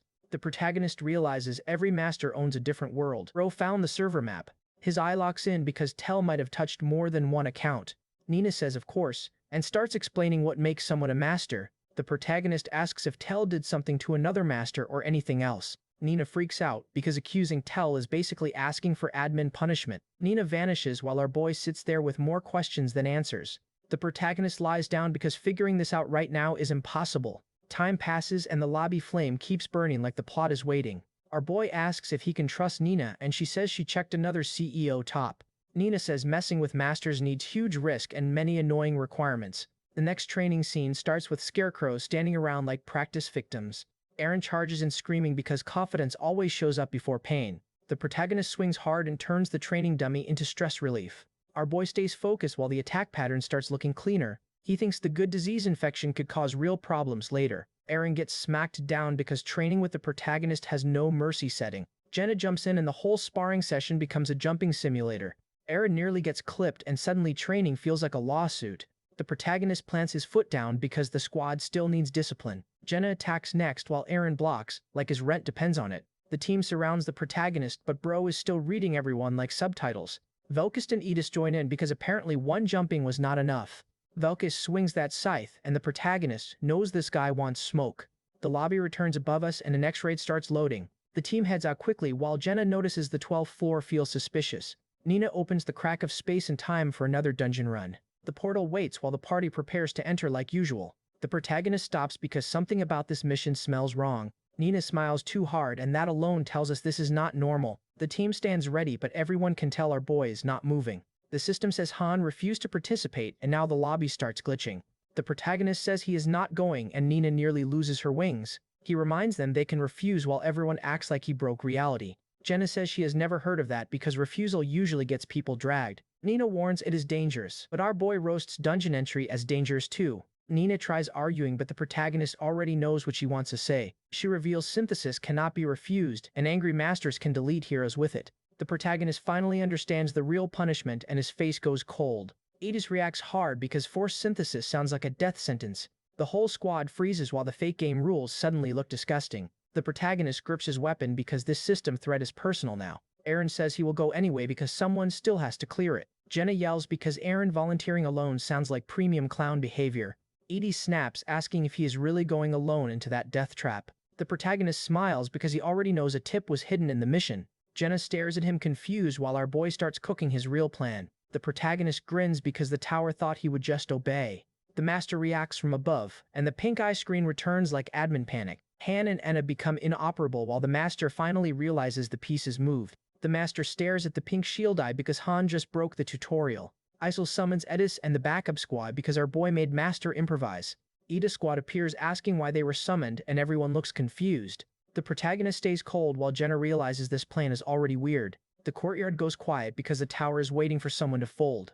Edie says she knows heroes must prove their worth or get thrown away. She asks if Han will let the master synthesize them too. Edith stares him down because this command turned into survival politics. Her team stands behind her like they got invited to a suicide appointment. The protagonist tells them to surrender because he refuses to be synthesized. The portal opens behind them because the master still wants bodies inside. Jenna asks what happens to them, and Han has no clean answer. Han says if synthesis kills him, then everyone should stop rebelling. Jenna admits he is determined while Aaron looks ready to stress vomit. The protagonist smiles because risky paths are basically his favorite hobby. Asher gets bleeding and Daika gets fear because the backup team got cooked. Edie's squad comes back wounded like floor 12 charged hospital fees. Edie's asks how it was while our boy stays silent. Edie's looks defeated because that mission was not normal at all. Han goes serious because he already solved the whole mess. The protagonist says it is easy like suffering is basic math. The squad regroups while the injured team barely stays standing. Isel says both main parties are inoperable and the master is cooked. The protagonist says training continues because rebellion still needs muscles. He says gather potions and holy water then enter weekday dungeons voluntarily. Isel realizes he wants to farm resources while the master waits. Han says synthesis is worse than penalties because death is not a plan. Isel panics because staying in the inn can still get heroes fused. The protagonist flicks the fairy away because Doom talk became too loud. Everyone listens while our boy turns the crisis into training camp. Weekday dungeon opens for Candid Forest and ingredient farming finally starts. Jenna and Aaron pair up and grab a basic fire elemental stone. The protagonist trains Sword Shield to level 6 but hits a wall. Edie screams she only uses fire magic, and our boy offers potato motivation. The next day passes and the master still does nothing. Isol cries behind him while the protagonist drinks calmly like a menace. Isol looks emotional because his plan is somehow keeping everyone alive. The protagonist returns indoors while Edis watches him with full suspicion. The master pulls 3 rare heroes and Gacha Luck starts flexing. Han says he sees it because new problems just spawned. Edis worries about recruits like Roderick and Yolka, but Han shuts it down. The new heroes immediately argue and Old Man Smell becomes their first war crime. Taser swings at Mizelle because fresh recruits spawned with instant beef. Mizelle swings back and asks if this clown thinks women are weak. Han watches them fight and realizes these clowns started drama immediately. Stein runs over trying to calm the circus before someone gets sliced. Stein asks Han to stop them because nobody listens to him. Mizelle agrees with the stop order while smiling like she caused everything. Stein suddenly hates both of them too because party chemistry is nuclear. Stein charges in because rare heroes come with 0 emotional regulation. Taser whips his chain scythe around like orientation became violence. Stein blocks the attack and the shield aura barely saves his face. Isel screams at them because the recruits are acting like rabid NPCs. Isel reveals she is the master proxy and stronger than everyone here. Stein freezes because the tiny fairy suddenly claimed admin status. Isel orders Mizelle to get rid of the other 2. Mizelle says she would rather party with Han and starts choosing Appa. Isel screams because nobody respects her fake manager authority. Isel opens the crack of space and time to end this circus. Edis asks where Han is going and he says to sleep. The protagonist walks away because hero babysitting is not his unpaid job. Tasser falls into frenzy and starts attacking allies like a broken NPCC. Han hears the alerts in bed and still refuses to move. Our boy stares upward while the notifications keep screaming in his face. His patience drops lower than the master IQ. Stein falls into despair, then gets sent back to the goddess embrace. Isil drops from above crying because tiny admin panic has fully spawned. She comes crashing down at Han like emotional damage learned flight. Han says the master might quit and Isil instantly enters screaming mode. Isil says Loki knows he cannot quit because the lobby needs a master. She says the lobby will collapse without interaction force and she will disappear. Han looks away because fairy tears are starting to hit harder than monsters. Isil asks if he really believes her and looks ready to explode. Han agrees to believe her and she asks why he was so desperate. Our boy sits there thinking because this whole tower keeps getting worse. Isil stays beside him while the room gets quiet for once. Han goes silent because every answer in this place creates 10 problems. Sweat drops because even our boy knows time is running out. The protagonist leaves the room saying he probably has no time. Mobius tells the master to buy upgrades fast. Mike, this is a mobile ad. Han starts training Eren again because Panic still needs sword practice. The summoning room explodes and the master starts gambling with purple light. Nokim arrives as a rare hero already acting like he owns the lobby. Winard arrives next, and his first priority is food. Respect the grind. Jelen appears with Archer energy and instantly asks who runs this place. Eren asks Han if he wants to test the new recruits. Nokim talks big and Han shuts him down before his ego gets rent. Jenna and Edis watch while the new blonde clown keeps acting tough. Nokim swings first and immediately learns Han does not do beginner mercy. Han says not those people because these recruits are not Niflheim legends. The sparring gets violent and Nokim starts eating reality checks by force. Han blocks clean while the big guy watches the rookie get embarrassed. Han says ambition needs to match ability and Nokim just failed that math test. The protagonist walks off while telling them training starts whether they like it. The portal opens again because the tower never lets anybody rest. The next team returns injured but still clears the test somehow. The master sends a gold gift card like payment for surviving nonsense. Han starts moving with Jenna because another problem is already coming. A sudden attack flies in and the party almost loses formation fast. Nokim notices something strange and his smug face finally glitches. Han rushes forward because standing around is for background NPCs. The new recruits get grouped up while Han watches them carefully. Jenna tells Han to leave them alone, but our boy's already plotting. Party 3 keeps growing without bad balance and that makes things dangerous. Nokim says they were abandoned by the master like that explains his whole ego. He says the mage woman is useful while 2 party members are dead weight. Han smiles and Nokim instantly realizes he talked too much. Nokim follows Han while still yapping like fear has not loaded yet. Han realizes they do not even treat their party member like a person. Floors 13 and 14 clear fast while floor 12 still looks suspicious. Han keeps running because party 3 may be used for synthesis soon. Jenna asks if they should do something before the master catches up. Jenna says she is doing what she can, but the situation is ugly. Han tells her to wait until their real opportunity arrives. Our boy confirms the plan while sprinting like the hidden boss clocked in. Jenna activates her skill and the fallen gear starts moving with purple energy. Han calls it great improvement while Jenna panics from the compliment. The manager eyes watches the lobby like a creepy pink security camera. New spaces open after floor 10, but the facilities are still lacking. Party 3 keeps clearing fights, and the master gets even more confident. The 15th floor raid goes smoothly, and that is exactly the problem. Someone explains the method behind raising new heroes and stealing strong seats. Party 3 gets called to the square and the lobby starts watching. The master equips Nokim, Wynard, and Jelen with basic potions like discount insurance. Han watches with the others because giving away earned supplies feels dirty. Everyone gathers to watch Party 3 challenge the 10th floor again. Nokim laughs that he will make the master reward them when he returns. Han sits quietly while the party wonders what happens if those clowns win. Jenna realizes they might have to obey the master if Party 3 returns. Han explains sometimes doomed parties survive and then master stop needing old heroes. Party 3 enters the blue light and Han says it is time to kill. They arrive in a strange town and Nokim finally starts looking confused. Nokim sweats hard because this place is clearly not a normal floor.